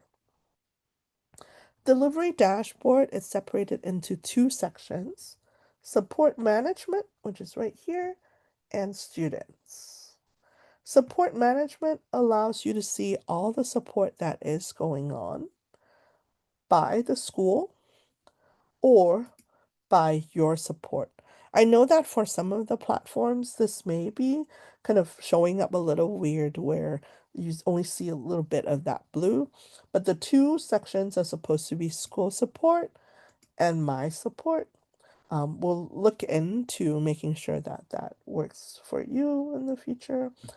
But the difference between these 2 tabs is, one, allow you to see what is going on in the whole school, while when you come to my support, these are supports that you have already linked to yourself as a facilitator or provider. So just to kind of show this, we'll come back to the support management section in a moment. But right here in the students section, same thing. You will be able to see all the students in the school. So this will be anybody that has been added, or if your school is actually rostered with our system, you should find all the students already entered there. So that's the one difference. I'm going to demonstrate how to add a student. So if your school is roster, you will not be able to add a student, but I'll show you how to search for the student. So right here, make sure that you are selecting the school that you are working with. Right here under student, you would see this blue button that says add student. I'm going to click on that to demonstrate that. Again, if your school is rostered, you won't have this feature to add a student because all the students have been rostered in there. So I'm going to do a new student. I'm going to add them. This allows you to select the gender and select whether there is special ed classification, or you can leave that blank as well, but you must select a grade in order for the student to be added. You can, if you choose to, add student ID and student email here as well. Once you're ready, hit submit. Know that the student is just added to the school. At this point, you would need to search for them in order to find them, right? So I'm going to go ahead and search for that student that we have. If your school is rostered with us, this is also how you will be able to find them. It's just to search for them. Make sure that you're selecting the correct school. So I just added this student, so I'm going to click on that student in order for us to see. You can always edit the information here, or if you have to, also delete the student. You can also do a transfer as well. But I'm going to show you how to think through the detection piece. Right here is where you would click to identify the student need. Earlier, I briefly mentioned that if your school has some planning tools that you use in order to do that piece, you can click right here. I would like to manually match my student. This will allow you to start matching without having to go through the decision tree. The decision tree is actually a quick step too, but This will save you a little bit of time where you can go directly. If you go start matching, this will allow you to select the specific support. So at the end of our time together today, you will actually have a better sense about what these supports are, and you can select them. I'm going to go back and unclick this so I can show you the decision tree really quickly. I can click Start Matching. This will allow you to start the matching process. We're going to come back to this in a little bit after we go through some more slides, but I do want to show you that we do have the performance-based support, which is basically when you're doing the analysis, when you identify that the student have performance needs, which is, again, the gap lies in their knowledge and then them being able to. So they already have that knowledge. It's just that they're not able to consistently do it in the settings.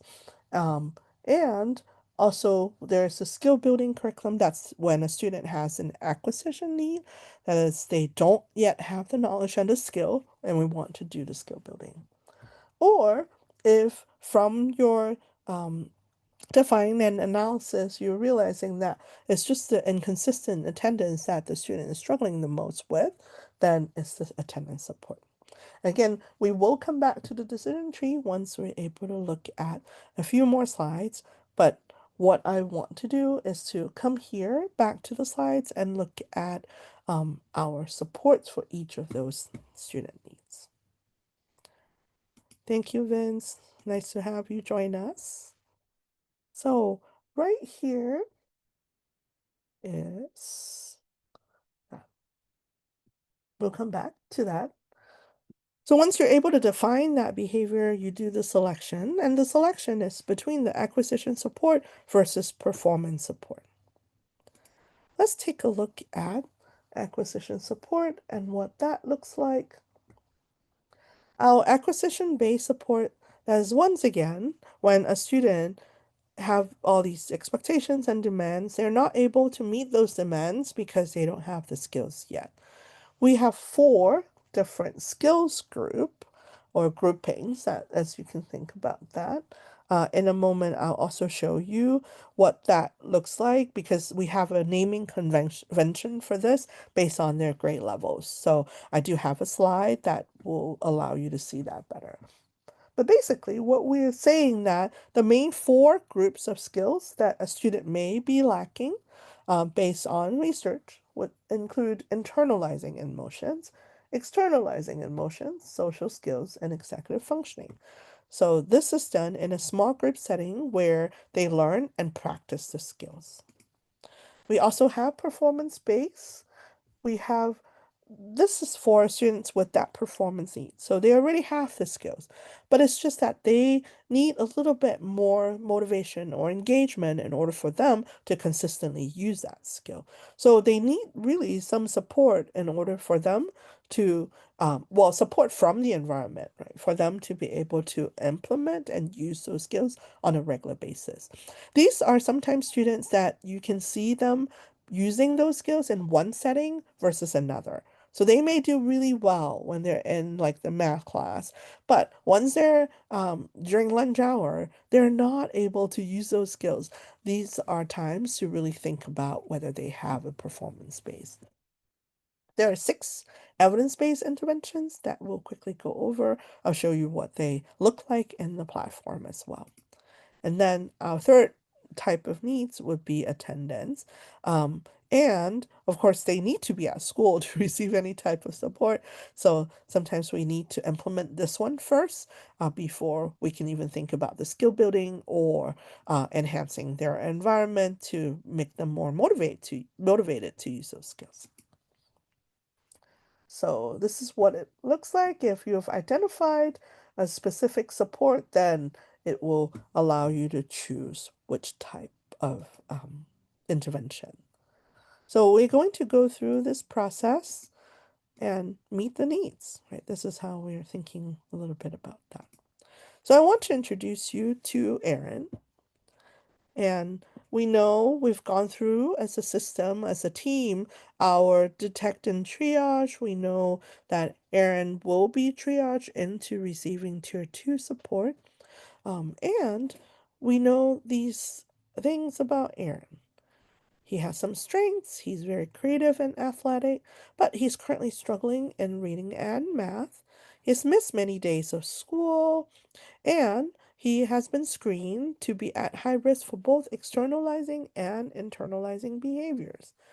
We also know that we've received some behavior referrals for him yelling at his peers when he's feeling frustrated or angry. And the yellings actually are happening across different settings because we know he's yelled in the classroom, he has yelled during break times, as well as yelled in PE class. So, this is just a little bit about this Aaron, and we know that there is a structure nomination form that his teacher has put his name into one of the prioritized names for externalizing behaviors. So, all of that is what's been given to us about Aaron.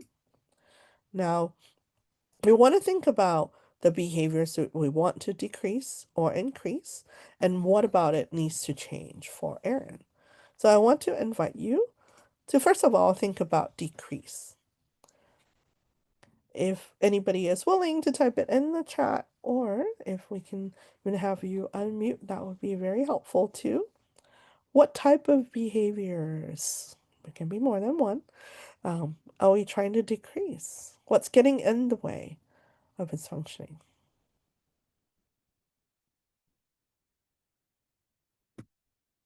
The anticipation.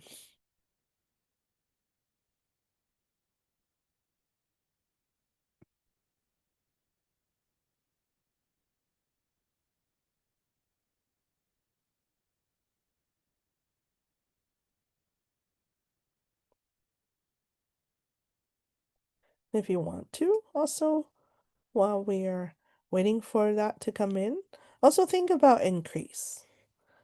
What would need to increase in order for him to function better? What will help him? So decrease, increase, and also dimension. Right, you think about that. Type that into our chat for us.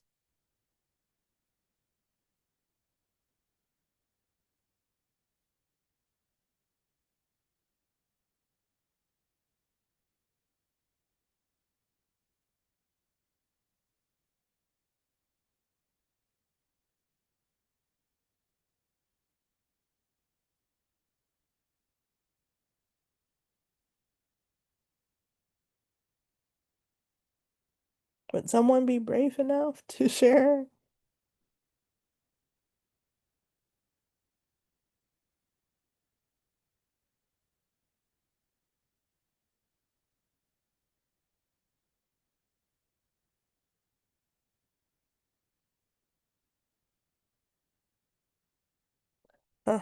So Kimberly's thinking in in terms of attendance support, right?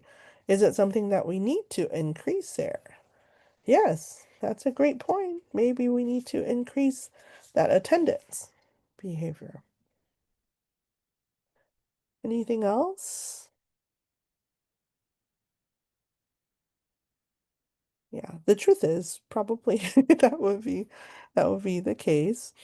Any other behaviors that you would want to see decrease there?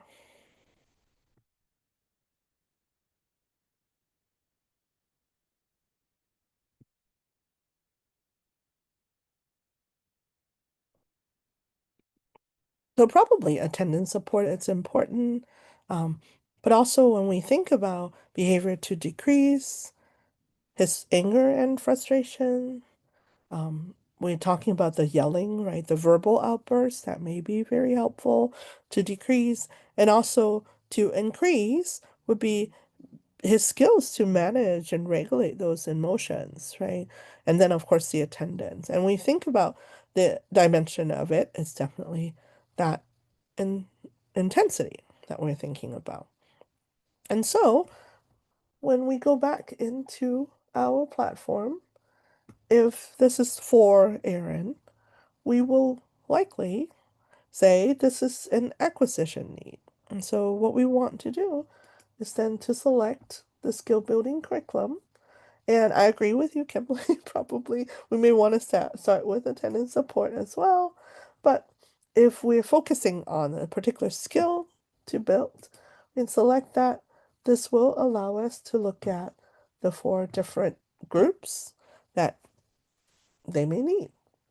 And in this case, I wonder if anybody has any ideas about which one out of these 4 would be a good match for Aaron.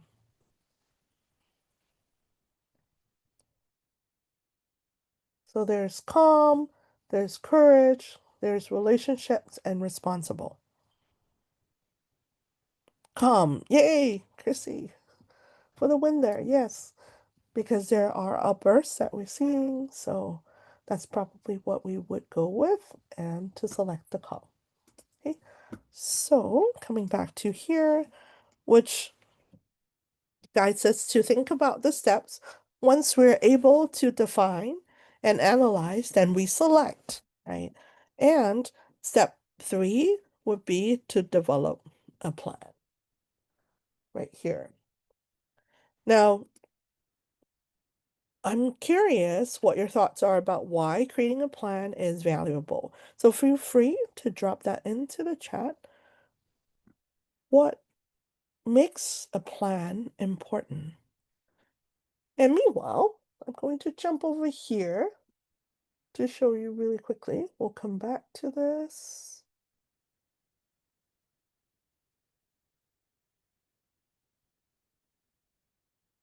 And I'll show you one resource that is available. If you go to Training and Resource Hub right here and go to the resource library, you can select CST2 process. This particular type, if you select that as a filter, this allows you to see all the resources that are available for you to support your process of implementing that. I want to quickly highlight that we do have an intervention plan template, both in a Google format or Microsoft format. This allows you to be used as a way to start your planning.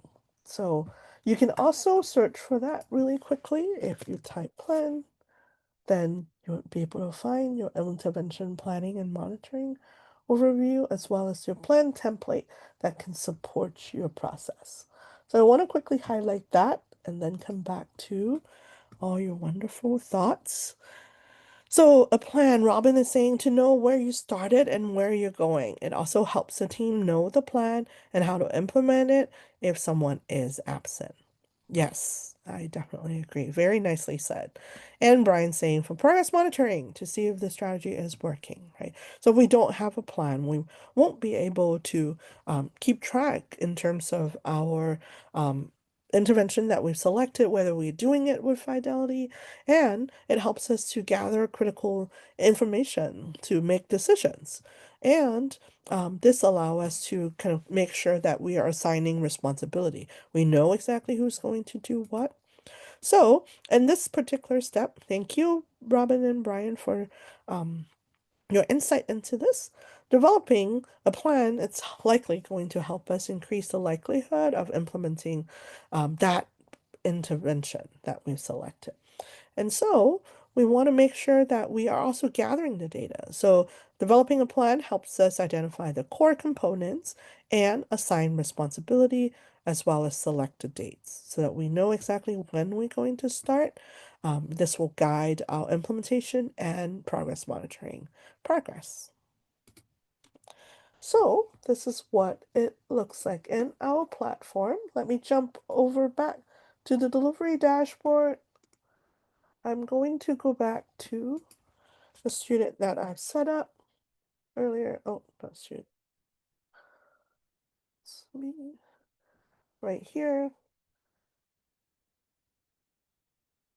I can use the matching tool that is right here, and in a minute I'll also show you some resources that can help this process as well.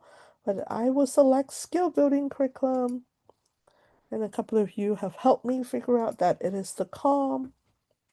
So I'm going to say next. It will tell me that the matching result is CALM. So I'm showing you how to add the support from starting with the student. In a moment, I'll also show you how to do it, maybe from the support side. If you already know, oh, I'm going to create a group and I'm going to assign students in there, there is another way to do it, and I'll show you how to do that. So this is telling me that I have matched them. This will then guide me to set up the plan specifically for this student. Right here, it's asking me for informant. I want to quickly kind of go over what we mean by informant. Informants do not have to be the facilitators of the support. They don't have to have access to this data specifically, but rather they are the active partners that are in the lives of the student. A lot of time it may be the teacher, and it would be great. You will be able to find their names if they're roster in here. You can add their names. It's just that they are the one providing the data. So they're not necessarily the keeper of the data. We think the person that is going to be mainly facilitating the support will be driving, right? But the driver needs to collect all the data from the different parties. So that's what we mean by informant. They will give us a window into how the student is making progress or not. So they are the ones providing the data for us. So this is where the system is asking you already to think, who can actually give me accurate information about the student and their progress. So it can be, and maybe a school counselor or maybe a teacher that I'm working with, and you can identify up to 3. So right here, you can go next once you've identified someone for progress monitoring. Again, I know the word sometimes trip people up about the informant, but that's just the person that will be providing the data for you. And you go next. If you have groups already set up in your system, you'll be able to find them, or you can actually create a new group then. Starting with that one student, you can identify their needs and then create the group. Or if you already have existing group, you can select that. So because I'm going to show you how to create the group from support management, I'm just going to select a group that we already have here. So regulation. It's a CALM group. Where is my...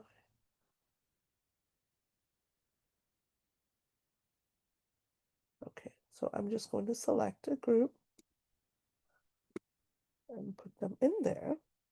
You can also skip group assignment, but it will show that you have selected the support there. So once you have that selected the support, if you go and because you put them in an existing group, you would see that they're already there in that group, which will then allow you to start delivering the process. But that is how you can add a student and then select the support.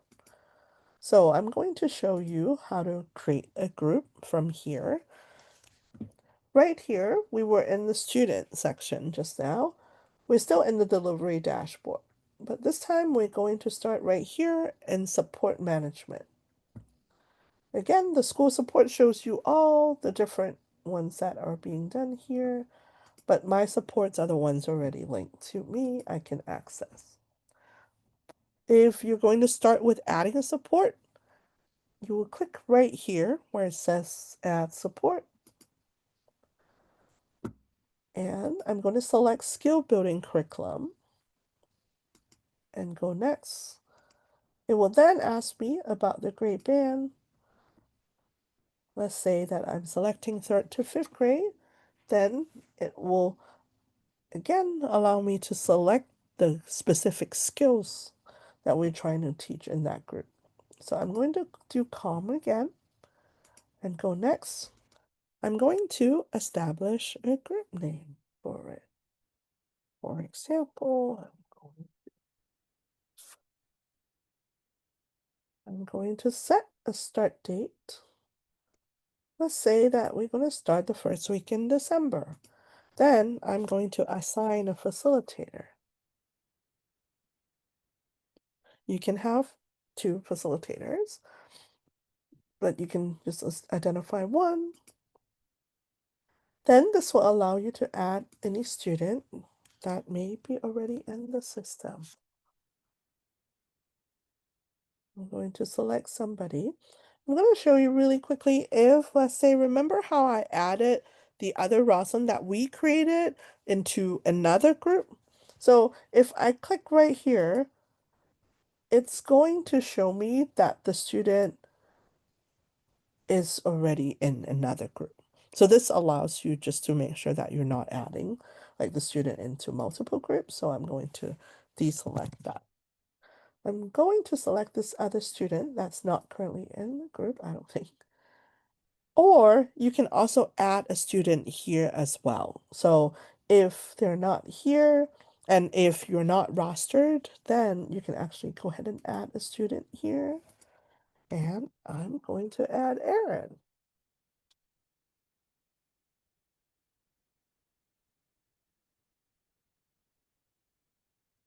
And Aaron is in 4th grade, maybe. And then I can add a student in there. And I'm going to save that group. Now I have this new group where I have 2 students added. If I go back to the dashboard really quickly, school support, you would see that is here. However, if I go to click on my supports, because I've linked it to myself, I identify myself as the facilitator of this group. That's why when I come here, I will find it right here. This is our Tier 2 Deep Dive new group that hasn't started yet because it's December when it will be started. So this is how you would add a group. You can add a student in there as well. And we'll come back and take a look at that. So let's do a little bit more slides and then we'll come back and look at our platform again. So I want you to take a moment to think about what the step is going to look like because of time. I'm going to jump to the next step and we can dive a little bit deeper. But I do invite you to think about these couple of questions. One of them is, how do you envision the step will look like for your team?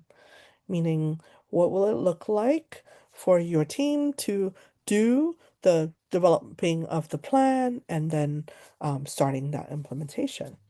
And who are the team members who will be involved in this process? Meaning, who's going to enter them into the system? Will there be somebody that can support you more administratively? What will it look like to enter all the students and make sure that they get into the platform for you? So I invite you to think a little bit about what that will look like in terms of your planning. Or another idea too is this process something that you can do as a team during your team meetings? One way that can actually be more efficient is as you are meeting as a team, then while you have maybe something that is shared on the screen together, you can actually put your students into groups and start that process. So once you have developed your plan, step 3, then you're going into step 4, implementing and monitoring that progress. We will start with the implement and then we'll talk more about progress monitoring. Implementing is when we are delivering the support, delivering that.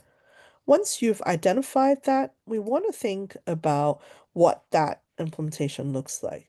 Of course, this part means that you probably have already thought through what those components are in terms of your plan.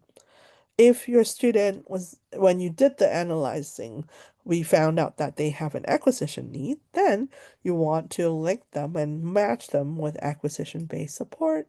If they have a performance need, you want to match them with performance-based support. Or in the case of Aaron, maybe just like what we have said earlier, we might want to start with the attendance-based support. So this is sort of like a little bit deeper dive into what that acquisition-based intervention would look like. Again, these are small groups, and we have kind of grouped them into 4 different skill sets: coping, regulation, relationships, and self-management.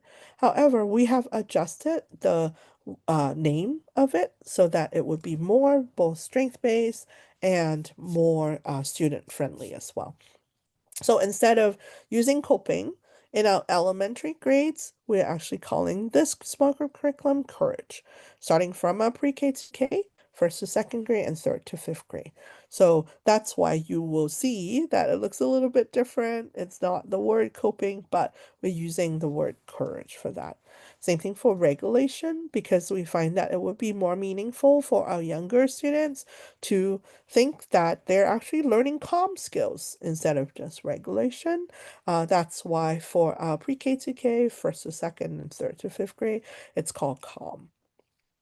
Relationships, it's called relationships across all the grade bands starting from first to second, but pre-K and K, we're calling it kindness for the little ones. Then for self-management, which are groups for our executive functioning, we are calling that responsible for first to second grade and third to fifth grade curriculum. Then upper grades, we're calling it, keeping it self-management at this point. So again, our acquisition ones, these are for students with acquisition needs, right? They don't yet have the acquired certain knowledge and skills and tools to meet the challenges and the demands.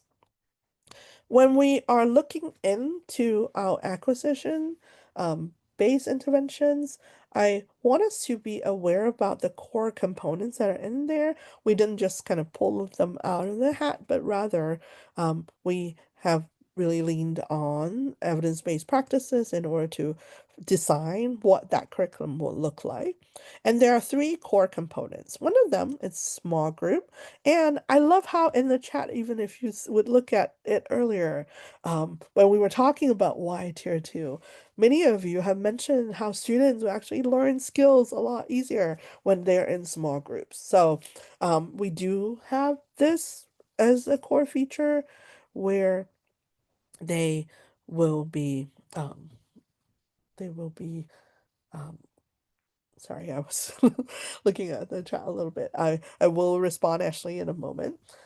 For small groups, we do have these group sessions, and for each of the small groups, students will always develop their personalized plan. So I want to just kind of highlight that as a part of that core component. Another very important component that's within our small group curriculum for skill-based or acquisition-based interventions is the school mentor. Now, the reason why it's that way is that based on the evidence, not only are we teaching the skills and helping them develop a plan to implement them, the generalization of the skills can be a lot more effective when there is another invested in adult that it's in the life. So we do have the mentor support that is a part of that. They support the students to generalize what they learn beyond the group so that they can apply those skills and get in more repetitions if that's needed. Because some students would need that repetition in order for them to start to be able to use it. And then we have the third component, which is the family support. And families receive weekly communications so they know exactly what they're learning.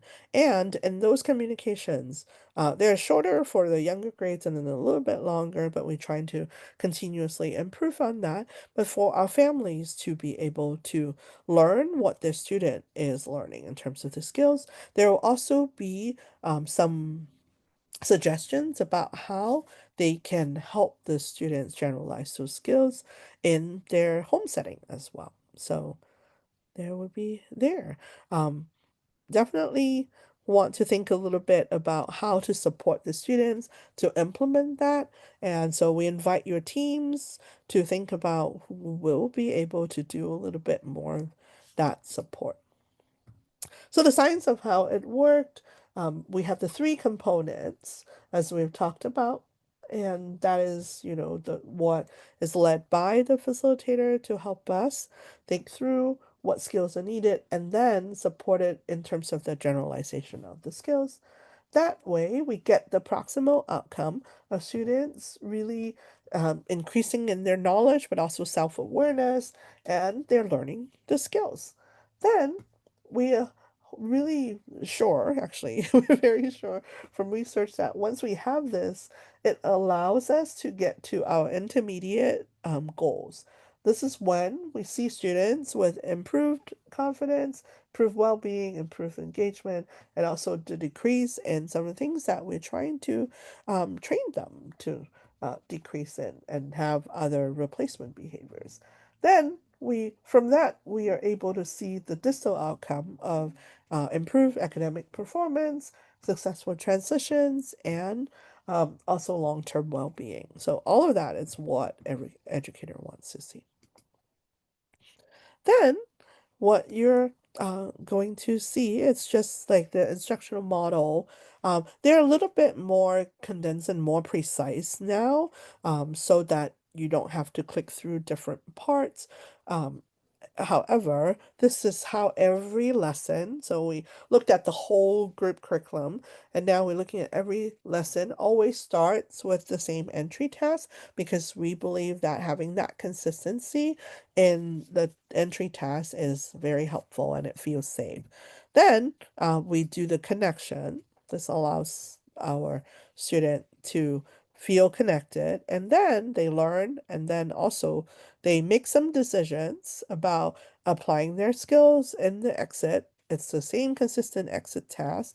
Then we go into extend, which is when we communicate with the mentor and with the family to enhance that generalization. The mentor support is designed to help students who use those skills.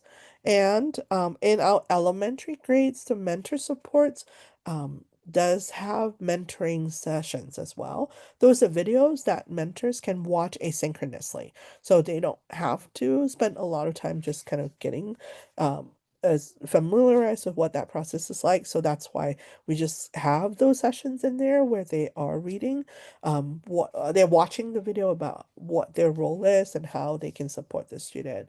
There are a total of 3 mentoring sessions, 2 meant to be done before the group starts, and then 1 after the plan is created in the group. And for our secondary, the mentoring support doesn't happen until the coaching session. That's when the plan is developed. And then the mentoring allows the students to meet with the mentors to think through how to apply their plan, how to use their plan to develop and use those skills. So our main principles in mentor support would be the 4 R's. When this mentor's roles is basically to role model and really practice and remind the student, as well as reinforce the use of those skills and review what went well. Then we have the family support. It's all prepackaged. All you have to do is copy and paste that into your email to be sent to the family. And I'll show you how to access that both in English and in Spanish if that is needed as well. And there are overview videos that it's in the curriculum to be shared at the outset of the group so that the family knows fully, they are fully aware about what the group is going to be about. And communication is there. So I'm going to show you what this looks like in the acquisition based support looks like, but it's maybe a lot. So we want to start by saying where you may want to start, meaning that we may want to think about identifying 1 or 2 small group curriculum to start with and then build from there. And we have seen success with that with a lot of districts. So don't feel like I have to start every single group for every single grade band across your whole school, but make sure that you are looking at the overview videos. I'll show you how to get that and get access to that, and then start beginning and building up your mentor support. So one way to start too is to think about the mentors can be, and that part can be very creative. If we have more time, we can definitely do more brainstorming about who you may want to involve. I have heard from some schools where they're maybe involving like a past teacher, or maybe like a school nurse or somebody else as the mentor in order to support the student. And so just something to continue to think about that we may not be able to cover today with the time that we have, but I want to have us feel like we don't have to start with every single group that is available. So I'm going to walk through how to get to that. You can access the curriculum through your delivery dashboard, and I've shown you how to add a group. But if you are hoping to get familiarized with it and not for delivery, you can also access that right here in Intervention Library. So I'm going to start there, and then I'm going to come back to delivery dashboard, because there are definitely features in delivery dashboard that you want to learn about so that when you're using the curriculum, you will be able to navigate. So I'm going to start right here in intervention library. And again, we're starting with the skill building support, which is right here. This is the drop down for the different skills group.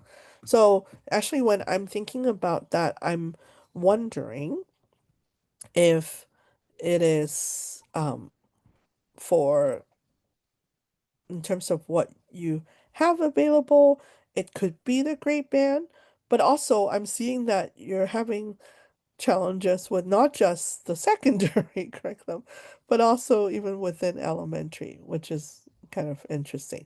So one way that I always like to point out is that we have this quick request. So if you're finding that you have access issues to anything, it may be helpful to just kind of drop us a note and say, oh, I'm supposed to have this. Another person to check in with, if your school is rostered though, is definitely your district lead, because they are able to go into school management and look at the access that you have. But if you have access to some, but not all of them, it's making me wonder whether it is, not an access issue, but like a specific account access thing. So it may be best to figure this piece out by going to the support and seeing if you can get that help. Yes, Ashley. Which one should I have for sixth and eighth grade? I'm wondering which ones I need to ask. Yeah, for sixth and eighth grade, Which ones are available? yeah, it would be coping, Hmm. regulation, Hmm. relationships, and self-management. Okay, those are the two I'm missing. I Yeah. wonder why. And then for third through fifth, I'm missing relationships and responsibilities for some reason. Yeah. So I'm also thinking, I wonder too, some school districts may have their thoughts about, Okay. what programs to use versus Care Okay. to Strong. That could be another thing. Got it. So I need to contact my district-wide Mhm. character strong person. Yep. That's Amy Fairchild. Okay, thank you so much. Thank you.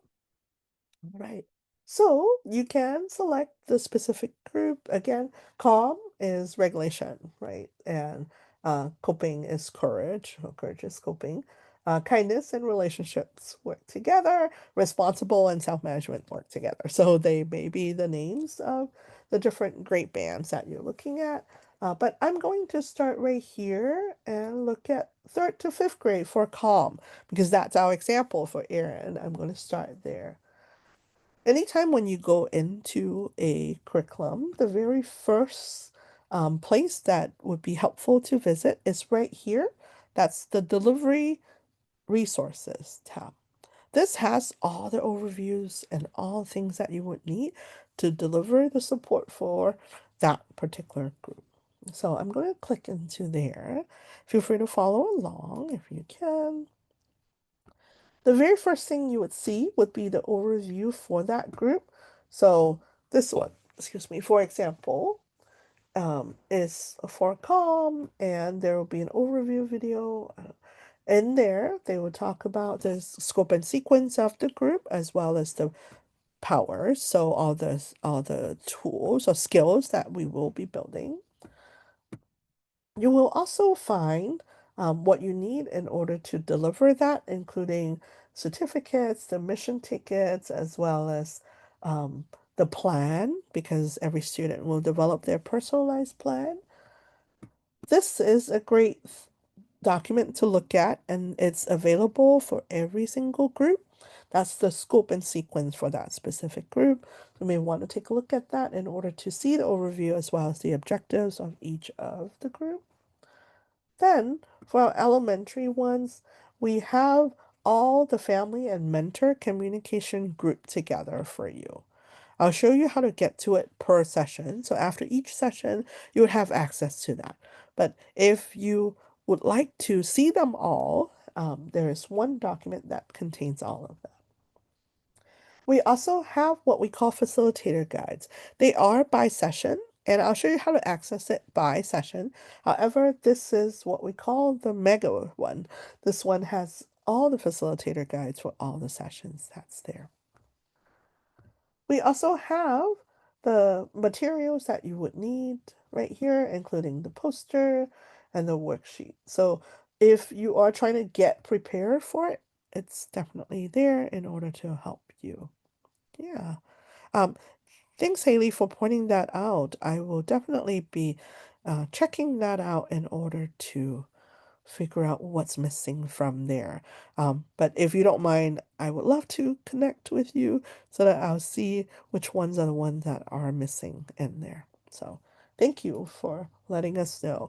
We always like to say, there's something that we say, that what you have there is definitely not the best one, because we will keep improving our curriculum here for you. So let us know how we can make it better. Yeah, but Haley, I'll be in touch. Thank you. In fact, I have so appreciated Haley's support in order for us to keep improving our curriculum. So for our elementary, it's like I've mentioned, we do have a couple of mentor sessions here.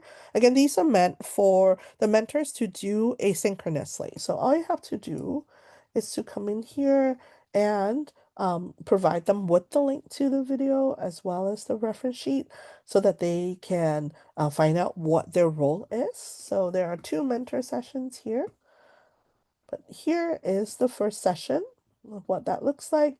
Every session, it's always structured similarly, meaning that you will have all the resources here. You will find the materials that you need for that here, as well as the facilitator guide here. So the slide deck is here. If you have had Tier 2 from Character Strong last year, you would have noticed that we have different sections for some of the sequences within our session. It's all one slide deck now, so that's different. The only place where we haven't implemented that, which we're working on the improvement, is our pre-K to K. So we can take a look at that. Facilitator guide is what will support your delivery of that particular session. It has some information about the overall session, and you would find the slide ranges here as well as the suggested time. Also, some minimal script, meaning that these are words that if you find that you're trying to figure out how to explain a certain concept, we usually do put it as a script for you to help you. You don't have to say it exactly the way, but they are there in order to support you if you want to find a way to explain a certain thing. So they will be in quotation marks here. And then there will be just different instructions to help you work through the whole session. So this is what that looks like. This is what we call a facilitator guide. Again, if you go to that delivery resources tab, you would find the mega docs of all the facilitator guides there. this is what your session would look like. I'm going to do enter full window so that we can take a look at it really quickly. So you always start with a connection game. Actually, I've changed my mind because this is the first session. The first session is to set up our group. So it is structured a little bit differently. So session 2 will be more likely closer to what every session would be. But all the first sessions are very similar in that way. So as you can see, we always start with the same start task. And these start tasks have been established in the first session. So students are aware about how we will always start with these. Then we have the connection game. We always start with like a little breathing in order to get them ready to learn in our elementary curriculum. Then they can start learning about that. There will be videos where they will learn and different scenarios where they are thinking through. They will be able to think about what thoughts they have, what may be more helpful. And you're able to kind of click and look at that as well.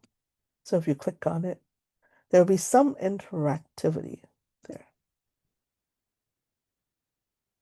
We always exit with the same task. Always check about their group agreement as well as give them a mission. For elementary, they have missions. For our secondary, they have to-do challenges. This is to help them extend that skill and what they're learning into their other areas of life.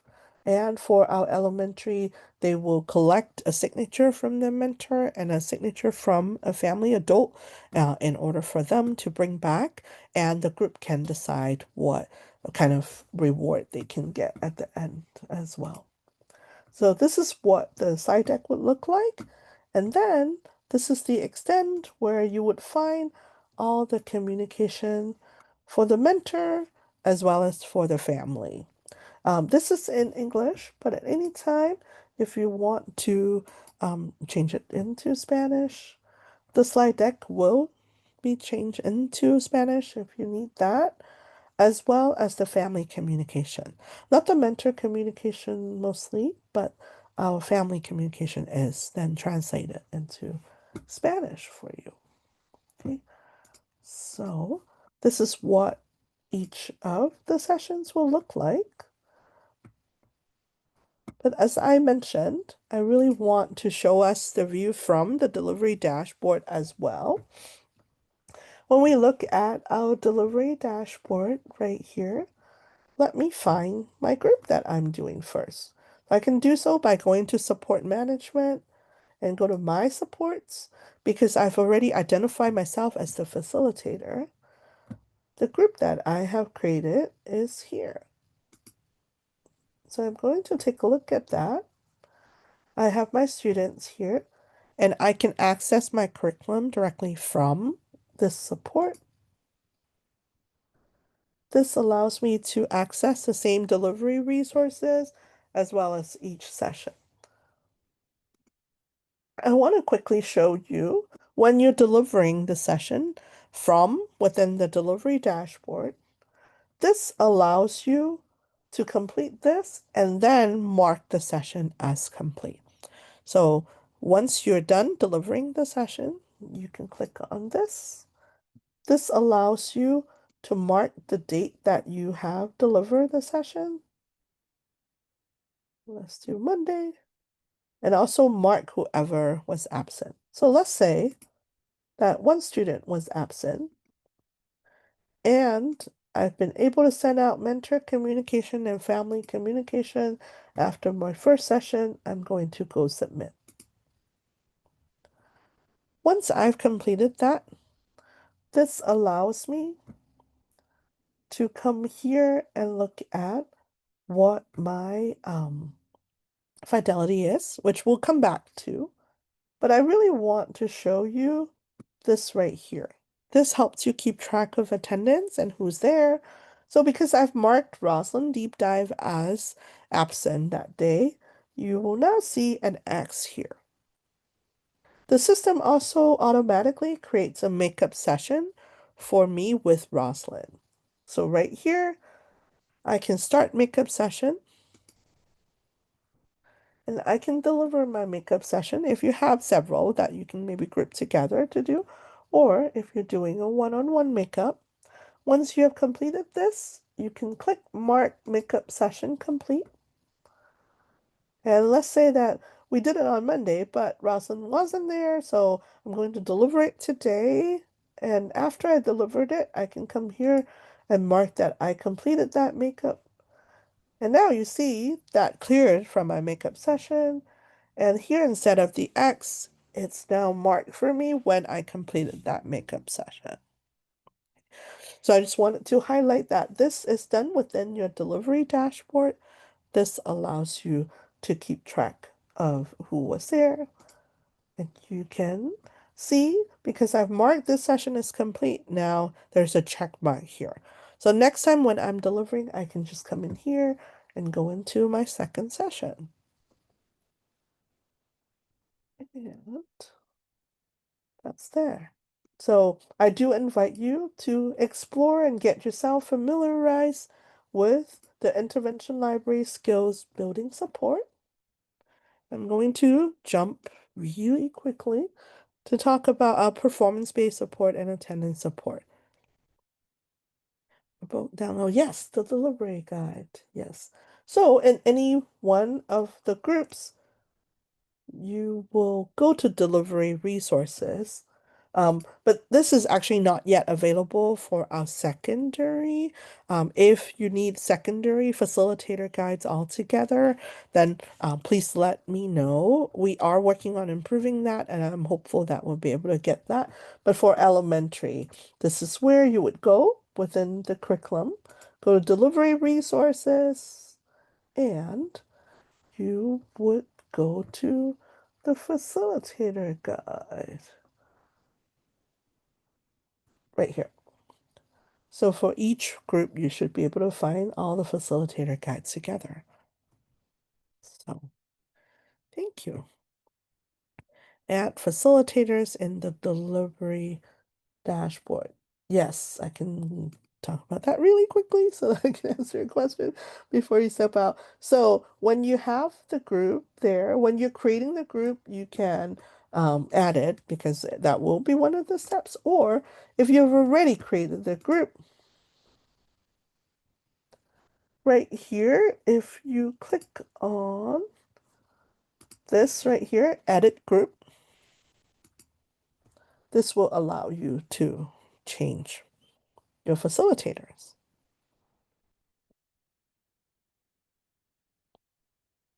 You go. Then that way your facilitator will be able to see it in my support. All right. Thanks, Brandy. So for implement, let's talk about performance-based support and what that looks like. Again, this is for students that already have that skill, right? You know that they've been able to demonstrate, they're able to do it in one setting, or they're able to tell you, I know exactly what to do, but they're not motivated enough in order to do that. So let's take a look at what that looks like. There are a total of 6 different evidence-based interventions that can be matched to what motivation there is for that student. So we know that our students are motivated by very different things. And so this is where, again, I think in the selection process it's helpful to do it as a team because you will have more folks in your team that may know the student well, that can inform you in terms of what type of things will motivate them more. So it's all tied to what motivates them. If their motivation is to have access to a rewarding experience, you may match to a different support than someone who is motivated by adult attention, then you would do it a little bit differently. As much as we think that some of these, actually all of them, are evidence-based, effective interventions. For them to be really effective and make progress in the students' performance, we really think that by matching it with what their motivation is, it's going to be the key to this because we want to do a precise support. So you want to think through what motivation specifically they are motivated by, and then you want to match them to the what we call environmental support. This is a performance-based support that helps them do well. So what makes it work is that there is very intentional goal setting that is happening. There is a realistic goal that can be made with the student, and they already have that knowledge, right, in this case. And what we're doing is talk about how we're going to support you to get there because you already know. So the goal setting part is really important. There's also planning and monitoring that's going on. We must plan for the support so that we know how, when, and where we're providing this support and we're monitoring the success of it. We're not going to keep doing something that doesn't help, right? So we definitely want to make sure that there's planning because only with planning will performance-based support work. We also know that with performance-based support, student needs the reminders to use the skill. So we're talking about really emphasizing the use of cues, prompts, and reminders in order for students to use the skill. For some, it may be visual prompts, it may be, verbal prompts, so depending on the student. But that is an important part of performance-based support. We also know that why performance-based support works is because of the relationship. So really having that connection with the student is going to be really important because they need a trusted person who will show up every day for them and who will provide that support and give them the evidence that they can do it, right? So we're able to nudge them and say like, hey, you can do this.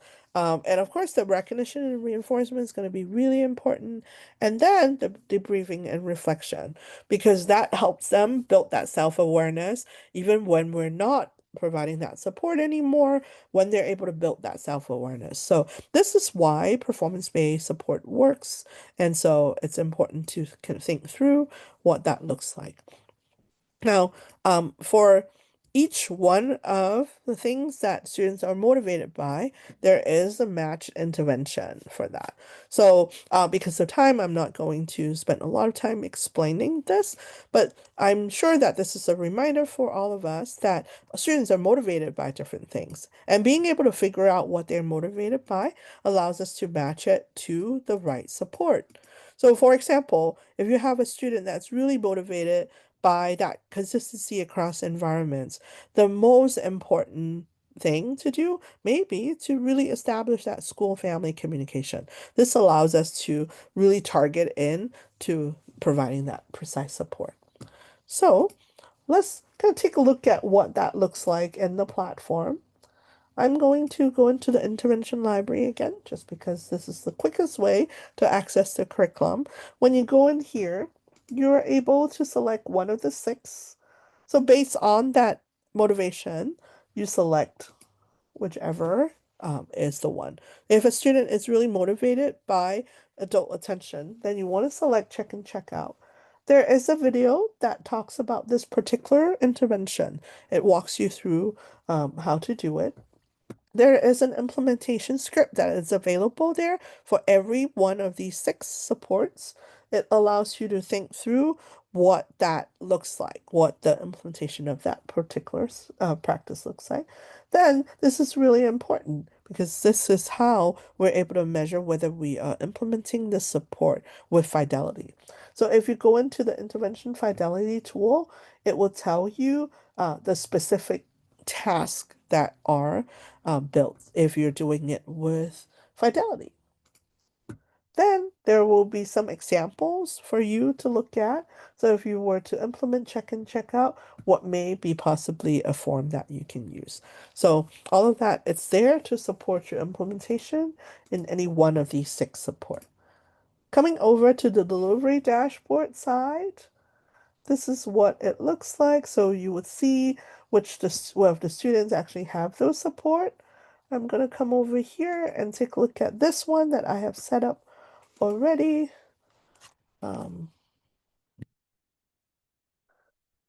So this is a student that is currently receiving too many. It's a demonstration, that's why. But I'm seeing that there are definitely too many ones. And right here, this is how, once you go into the student's record within the support, you would get all the support resources, just like how I showed earlier. Then, this is how you would go into the progress monitoring, which we will jump in a moment. But the delivery itself, it's similar. You can access that in your delivery dashboard. Then we have attendance-based support. I'm going to fly through this. Oh, the one I'm wondering, is this the one that you're thinking about, Kimberly? And what I can also do too is I can email you the slides, like if you feel like that is something that you would really like about motivation. Yes. So this is one of them. This is the one with the 3. And then this is the one with the second 3. So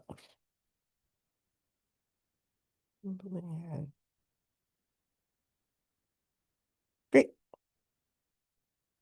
Thank you. So I'm going to jump in and quickly talk about our attendance-based support. There are 2 paths. One of the paths is student-facing, and the other path is family-facing. The reason why there are 2 paths is that when we go to the heart of the problem of attendance, we really think that it's important to intervene either directly with the student in figuring out what it is, what is happening, and do a functional behavioral analysis with them, or a function-based intervention plan with them in order for them to for us to figure out what support they would need in order for them to come back to school. Now, we also think that there's the other path that focuses on working and collaborating with the family. Now, the Student Connection 1 has 3 steps. The first one is to connect with them, and then you assess what that function is for their absence, and then you have that tailored support to provide them with. Okay, so that's what it looks like. These are the core components that fall within the attendance support. And then the other path is the family collaboration. We still do step 1 of the connect, and then we educate them, and then we collaborate with them. These are the core components that's within that. This is where you get to work with the family in order to come up with a plan. Okay. So, I've gone through these support, but I want to quickly show you what it looks like in attendance support. So you can go between connections and collaborations here in this drop down. You can implement it right here, but there is a video that explains it, as well as supporting documents and resources for that. And you can implement it, select to implement that, or collaborations. So same thing here. This is what our attendance look like. So coming back to the thought, it sounds like a lot, right? So how do we start building the manual support? The truth is, looking across acquisition, performance-based, and attendance interventions, you have to decide with your team which ones may be the most important for you.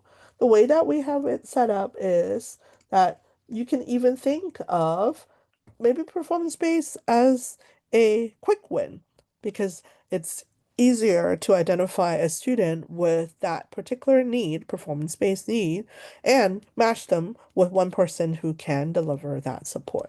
Or in your system, it may be the easiest, the lowest hanging fruit is to identify a small group of students who need a particular skill support and to start there. So thinking a little bit about what the students' needs are and capacity rate, this will allow you to start. But we do think that it's important to start small, meaning maybe start with one small group or one performance based support. And again, performance is the quickest and lowest burden one. Now, I want to jump quickly to this other part of step 4, which is the monitoring of progress, which is the important piece. In tier 2, it's really about decision-based, data-based decision making. So without that monitoring, we won't be able to do that decision making piece. So that monitoring involves 2 different areas, including monitoring the fidelity as well as including the student response. So we definitely want to think a little bit about the 2 different things that we are monitoring. Always remember that if we're not monitoring fidelity, how do we know that what they receive is effective? Because we don't know whether we have delivered it, right? So there's this first part, and I've demonstrated this in terms of how you would indicate it whether the student was there in the attendance. The other piece of it is the fidelity of it.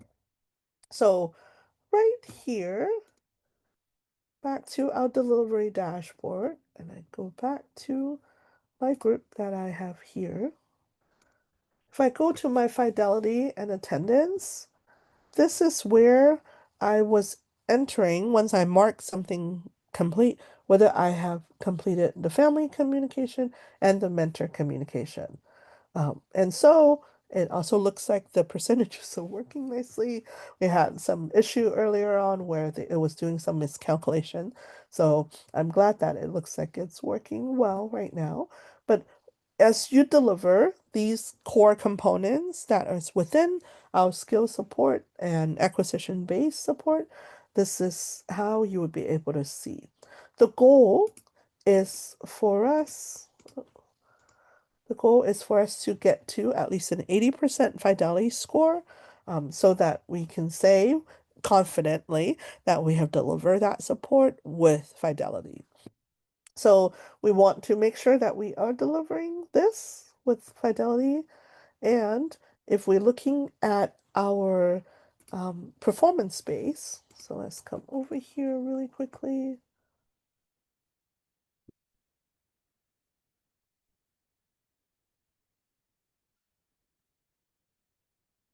Look at this. We want to look at, this is performance-based support. We want to make sure that we are capturing the date and then the components. This is based on the fidelity of each of those support, and you will be able to start tracking that. The other piece is the progress monitoring on student, and I do apologize. I see that we are coming up on like our time, so I want to quickly show you that the student progress monitoring is done here. When you are doing a performance base, you get to set up the goal right here. There will be support if you click on learn more in order for you to do this particular scale for you to get this set up. And if you're doing a skill support, then what you would want to do is to come over here and go to progress monitoring. You will see that there's the input data here. Remember earlier we identified one person as the informant of a particular student. So you can click on input data and select the person. This will allow you to answer 6 questions. 3 about increase in functioning, 3 about reduction in symptoms. This over time will allow us to start keeping track of the students' progress. So you would see I've entered in some data here. You can see multiple informants, maybe even the self. If you have a student that is capable, 3rd grade and up, that's capable of reporting themselves what their progress is, you can compare across informants and you can see their data over time. This all prepares us to get right here to the decision center where you can view the data and make a decision. Just really quickly, once you provide the answers to these two questions, it will give you some ideas about your decisions. So this is our very last step within here. That's the decision center that's there. But thank you for joining us. I know that this is time for us, but thank you for being a part of this journey with us, where we get to walk through the whole process. If you can help by completing a quick feedback form for us, that would be fabulous. This will allow us to continue to improve this time as well. So, Brandy, about this recording, there is a recording from an earlier deep dive that you can view, and I'll show you how to get there as well.